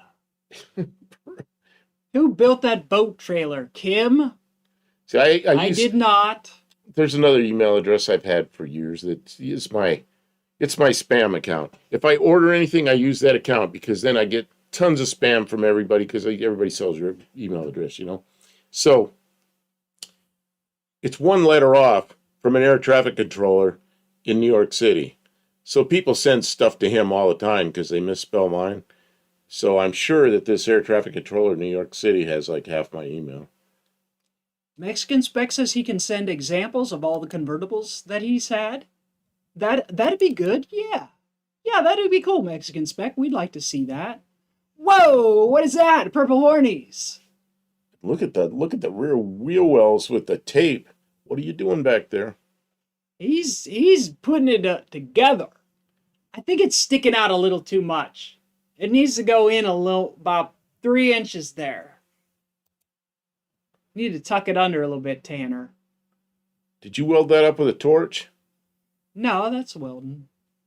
Oh, Tanner. No, he's a gas welder kind of guy. Is he? It's a little bit too wide out there. I would bet that he gas welded. You can gas weld. I can gas weld. It doesn't look quite as good as a TIG weld, but almost. Nip that off and tuck it a little bit tighter there, Tanner. Come on now. Colby Queso's here. Let's see. Hippie Long says my X19. And then you need to hit it all with flat black. My X19. And it's fully welded together with a zero tip, with an odd tip on an oxyacetylene. Yeah. I welded a lot of stuff like that. I welded a lot of stuff with a double aught or with an aught. A lot of chromoly tubing like that. Purple Hornies. Oh, Colby Queso, we had our baby girl today. I'm so tired. Congratulations, everybody! Big congratulations. They have a new baby girl. Born in 2025. Oh, get You know used what? to that tired. You're going to be tired for You know what like she- the next 10 years. You know what she's going to see? The year 2100. Yeah. That's pretty cool. Yeah. I think we'll miss that one.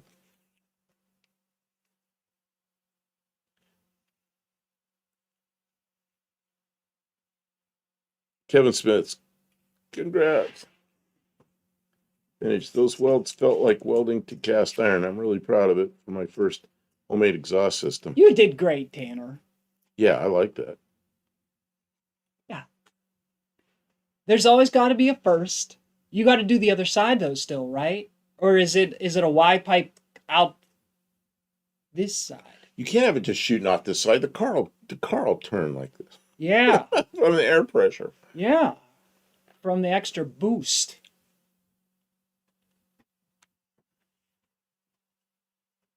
Kevin Smith says, you won't sleep for 18 years. It might be a while.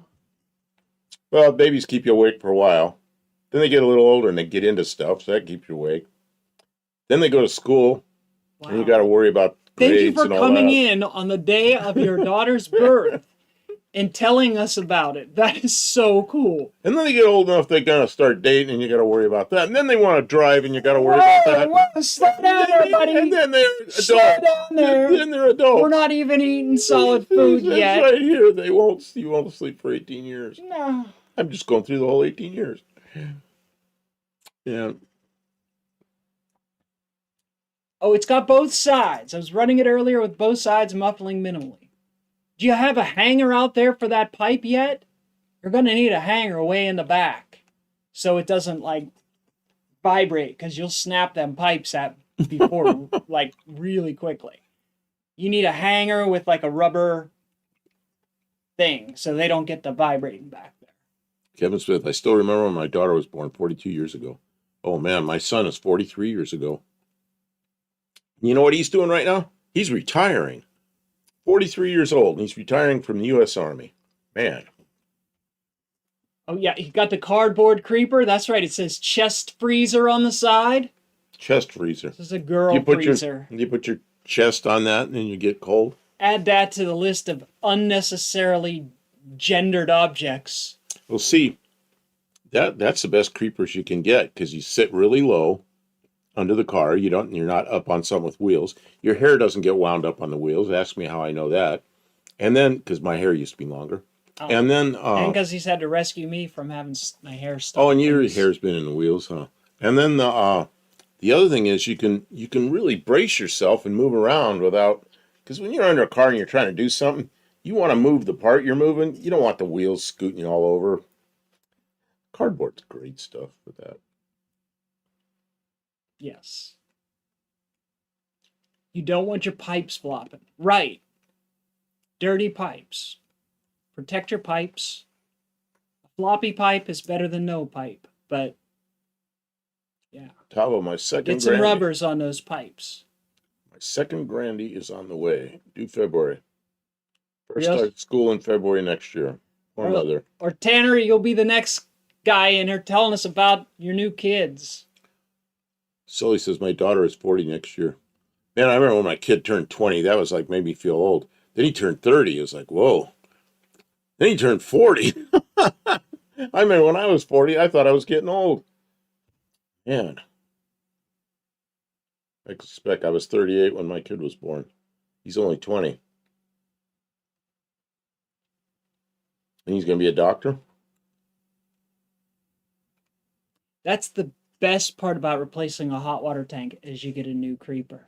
Yeah, a hot water tank, you get a new piece of cardboard, and you get a new piece of sheet metal because you can unwrap the old hot water tank. How do I know that? Because there's a big piece of sheet metal out there. That might get used in the ute. Very good. Any suggestions for dinner? Oh man, what do we want for dinner? Uh-oh! Here comes the mayonnaise chat. No. What's it? Don't start that again. What's that stuff I bought for you that I like and you like? Stromboli. The Stromboli. How many of you know what Stromboli is? I bought a thing called a Stromboli. I brought it home and ate a little piece of it. It was really good. And then Kim like melted down. It was gone. And then I bought another one, same thing. So last night we were at the store. I went to buy Quit 2 more. buying them. And she goes, put one of those back. So I put one back, only bought one, and I noticed it's almost gone. Stromboli, that's some good stuff. But Kevin, a creeper does not necessarily work very good in the grass. Oh, you'd have to have off-road tires on it. Off-road creepers. Yeah. Cheaper to buy a creeper than a hot water tank. I'm surprised. Tanner, the next thing you'll need is you need to dig a pit. So instead of putting the car up on ramps, you could just drive it and then you have a pit to work underneath. One of these days, I'm going to get somebody to jackhammer a hole in the floor in the shop, and I'm going to dig a big pit in there. And then you get planks that go over it. So Buddy Carfano says rolled up pizza. That's what she said, but it doesn't taste like pizza. It's more of like a rolled up. It doesn't taste like pizza crust. It's more like a hoagie rolled up in a pizza. Oh, it says Stromboli good. Probably diabetes watch. Yeah, that's why I cut off a little slice. I told him not to get them because he can't really eat them, and then I got to eat them. Yeah, and she they're said, good. And they're good. She eats them. Yeah, I sliced off a thin slice of it. It's really good.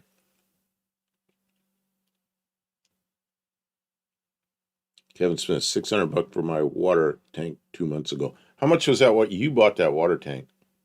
Ours. I went to Oregon. It was expensive. And I come home and I got a new water heater because it dumped water all over. And she went and bought one and installed it while I was gone. It's like, wow. You're kidding me. You were off working? I was off working, but still. What was I going to do? Vintage says her kid does turn 4 on Saturday. Wow, yeah, you'll have fun. You'll have a big old birthday party for a 4-year-old. That's fun. Cake. Balloons. Cake and balloons and whatever else. What does she like? You know, I'll tell you something my mother did. And I know when it was because I would have been 6 years old. 1961. No, I would have been 7 years old.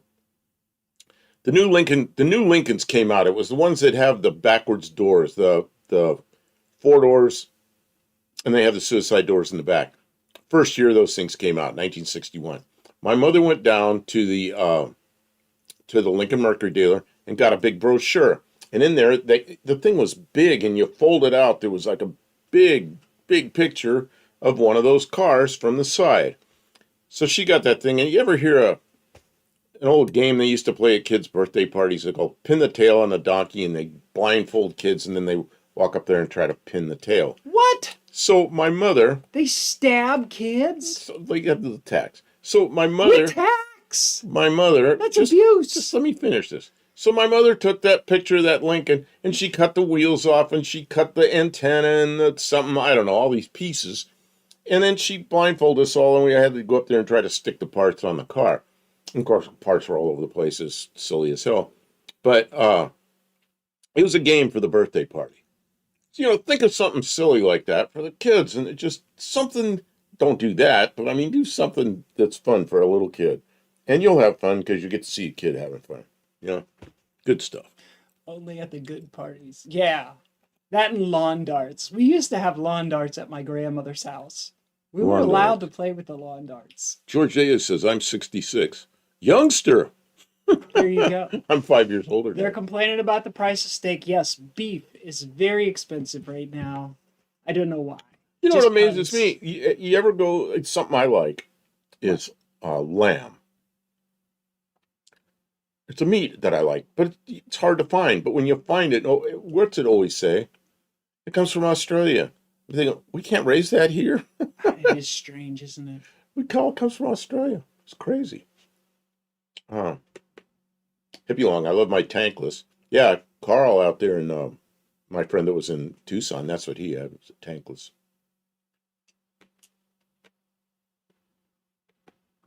Did Buffett spend 10 to heat water on the stove or for washing and such? That's right. Yes. No, it just surprised me that she never even told me till I got home that she had to go buy a water heater. Oh, I didn't tell you? I came home and that's... Oh, I should have told you. I'm sorry. You just did it. It was like... It needed done. Yeah, I mean, I was just surprised. I didn't know you that well yet. You were pretty much just here, and man, you just took care of it. I got here and it was like Any everything was broken and any other woman wrong. I've known in the past, you know what would have happened? Bit of college. You gotta come in right now. Oh, and then I'd be like 2,000 miles away calling somebody to try to fix it and some big major thing, and you just like, it's done. It's done. I didn't even know it was bad.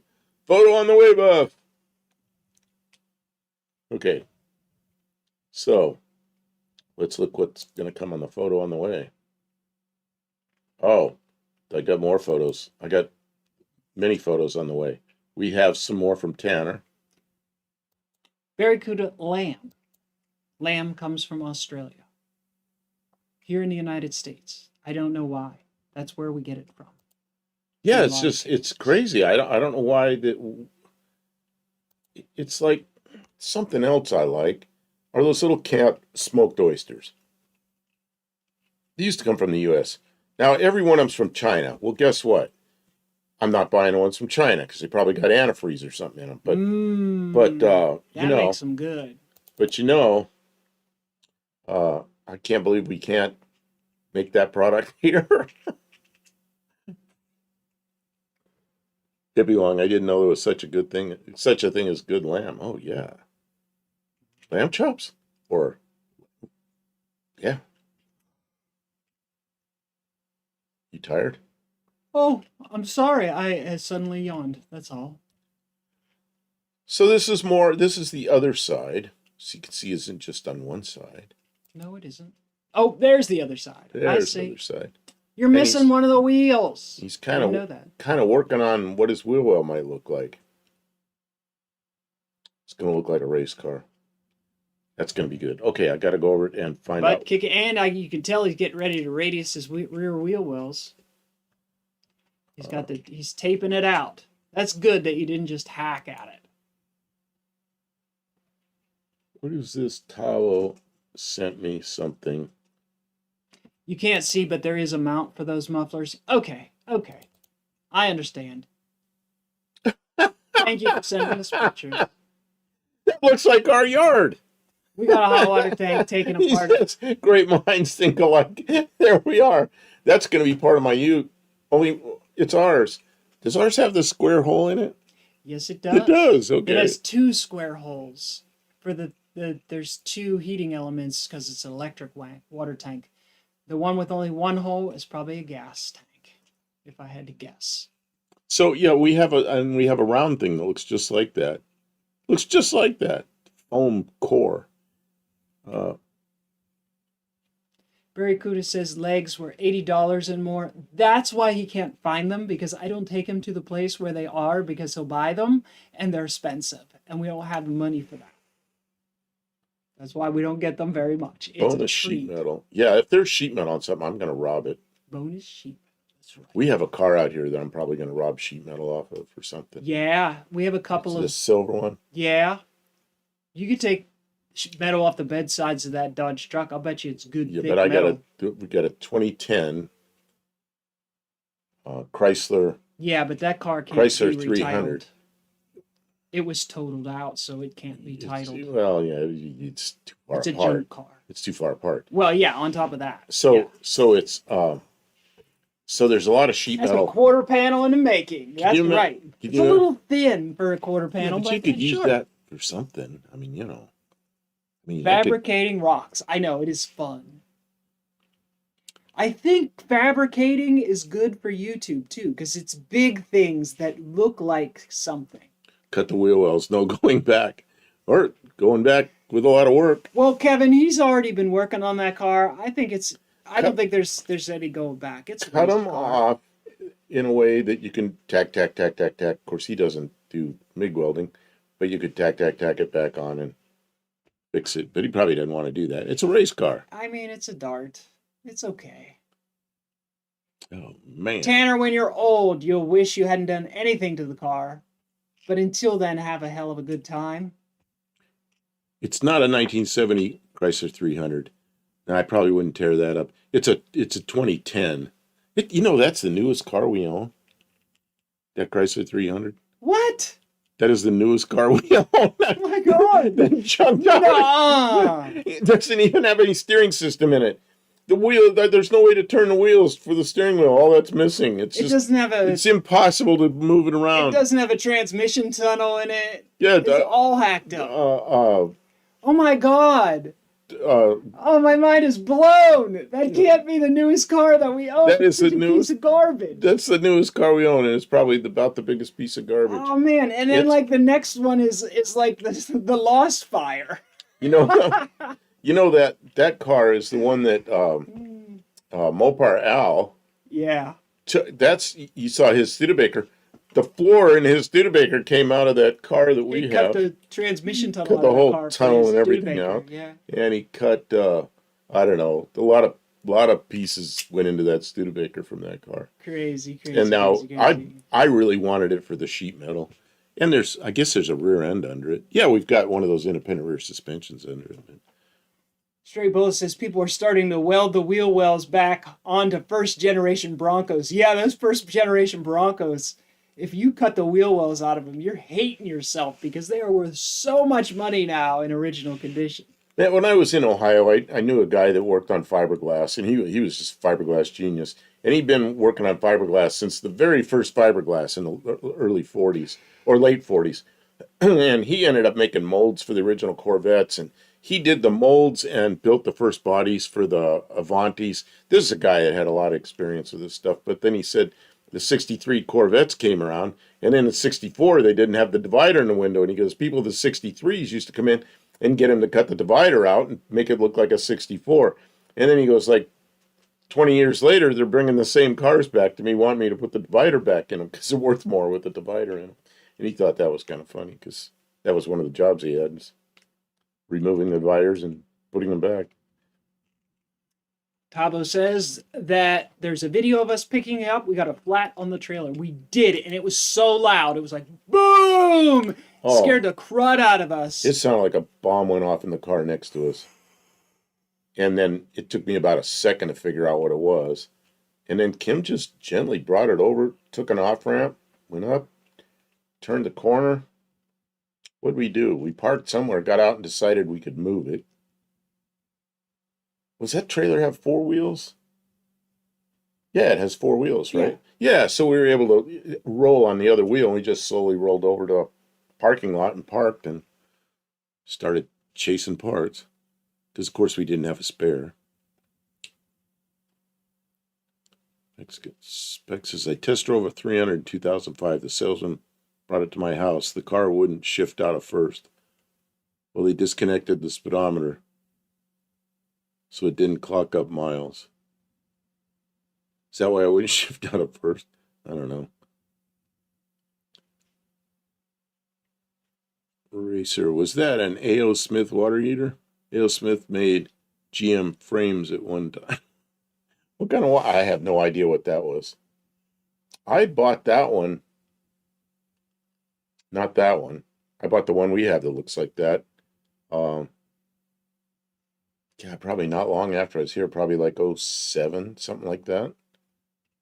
And then you replaced it, what, in 22, 23? Kim? Yeah, 23. 23. So that thing lasted a long time. From 07 until 23.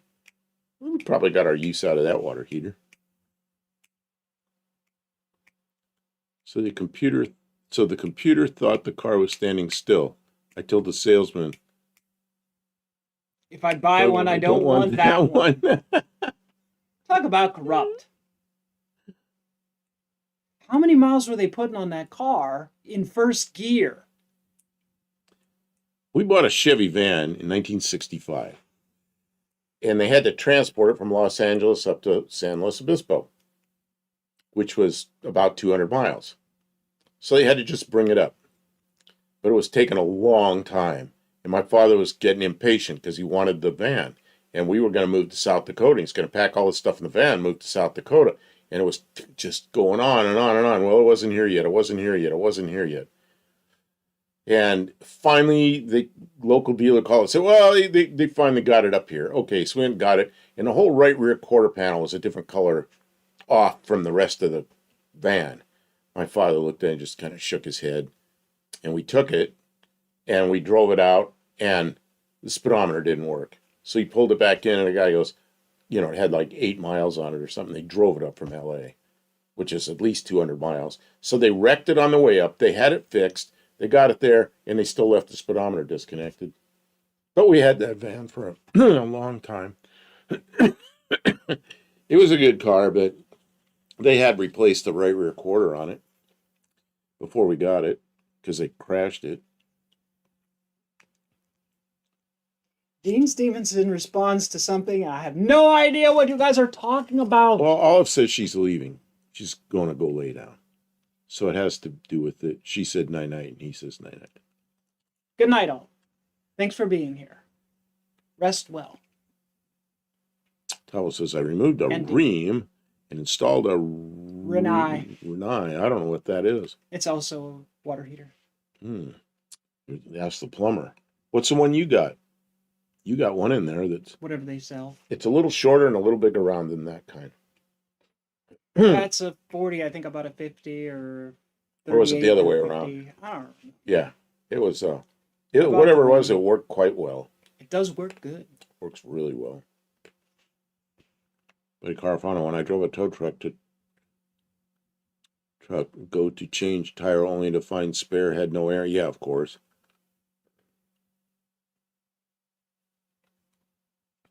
Guy left Uncle Tony's one night after a live.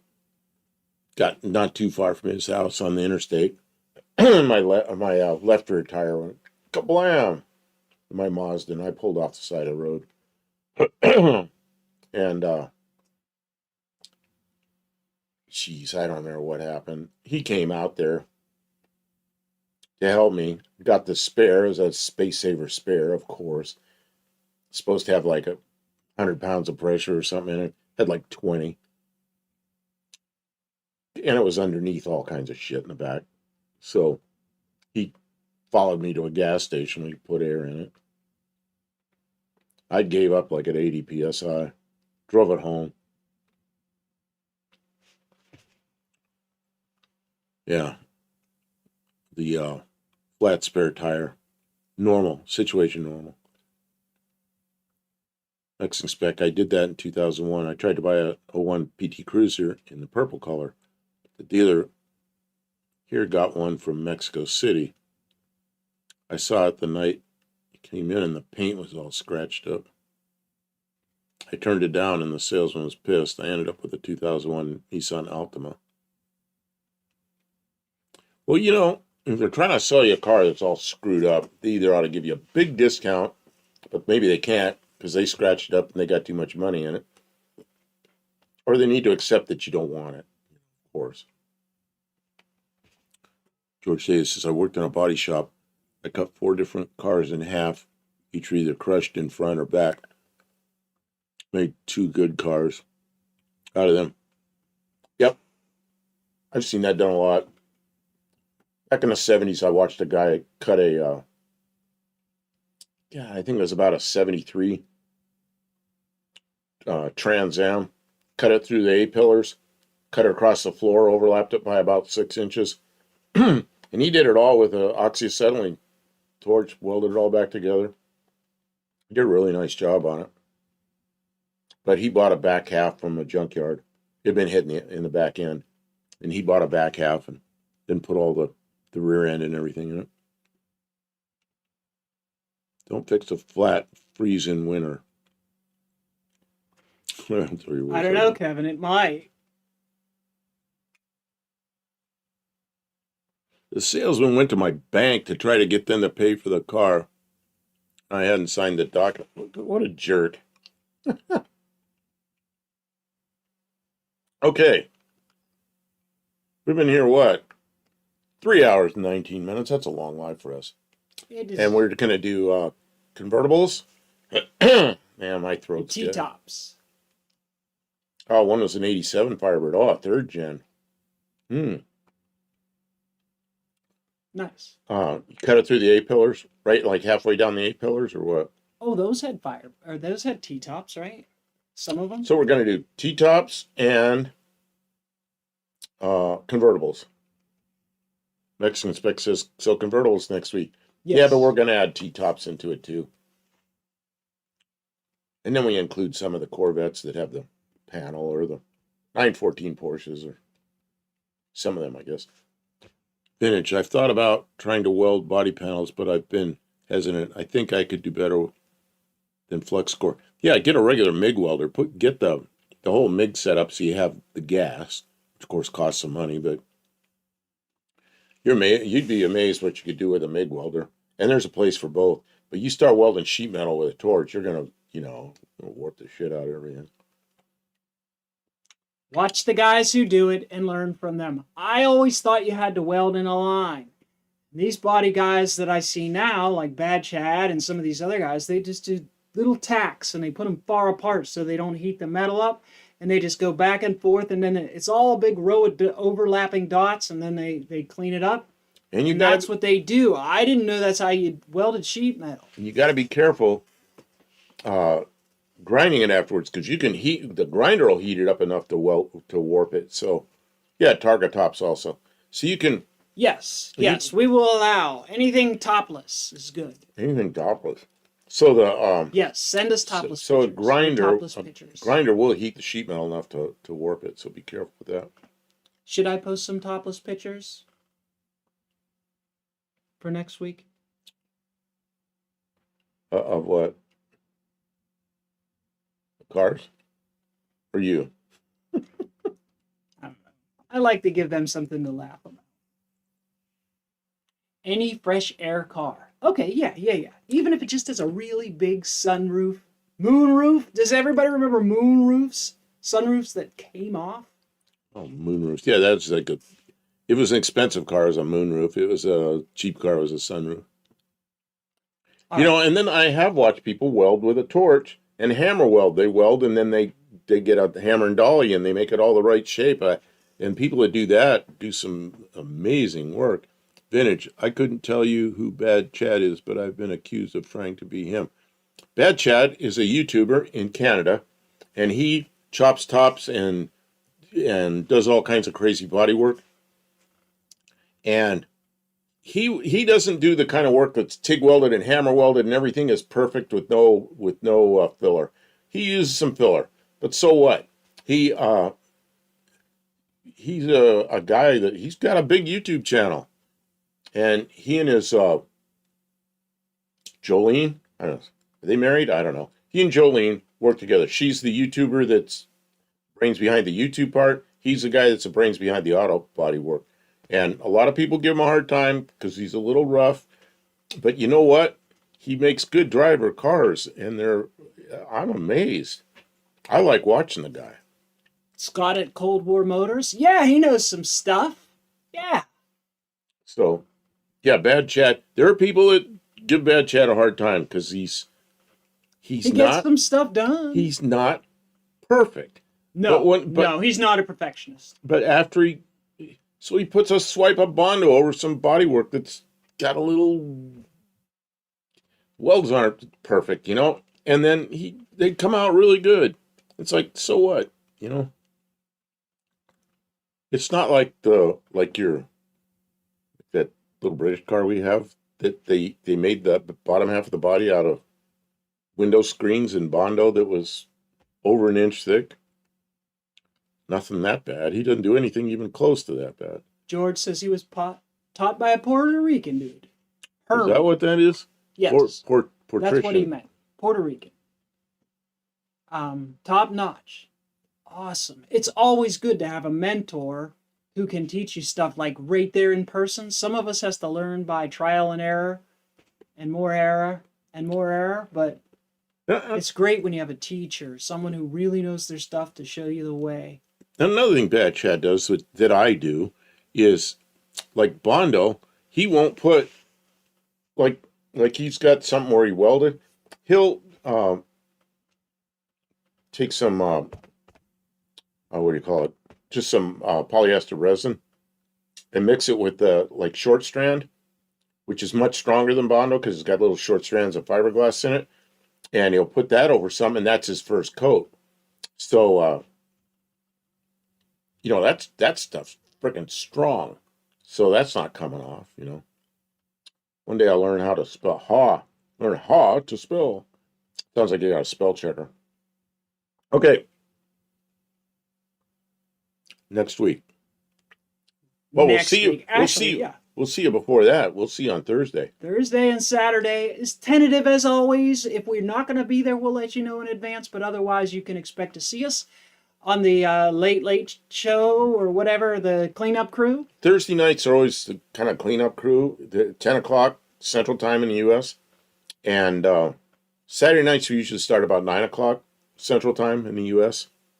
And then back here Tuesday night. I will endeavor to awaken the Valiant and drive it into the shop so we can get started. What was that noise?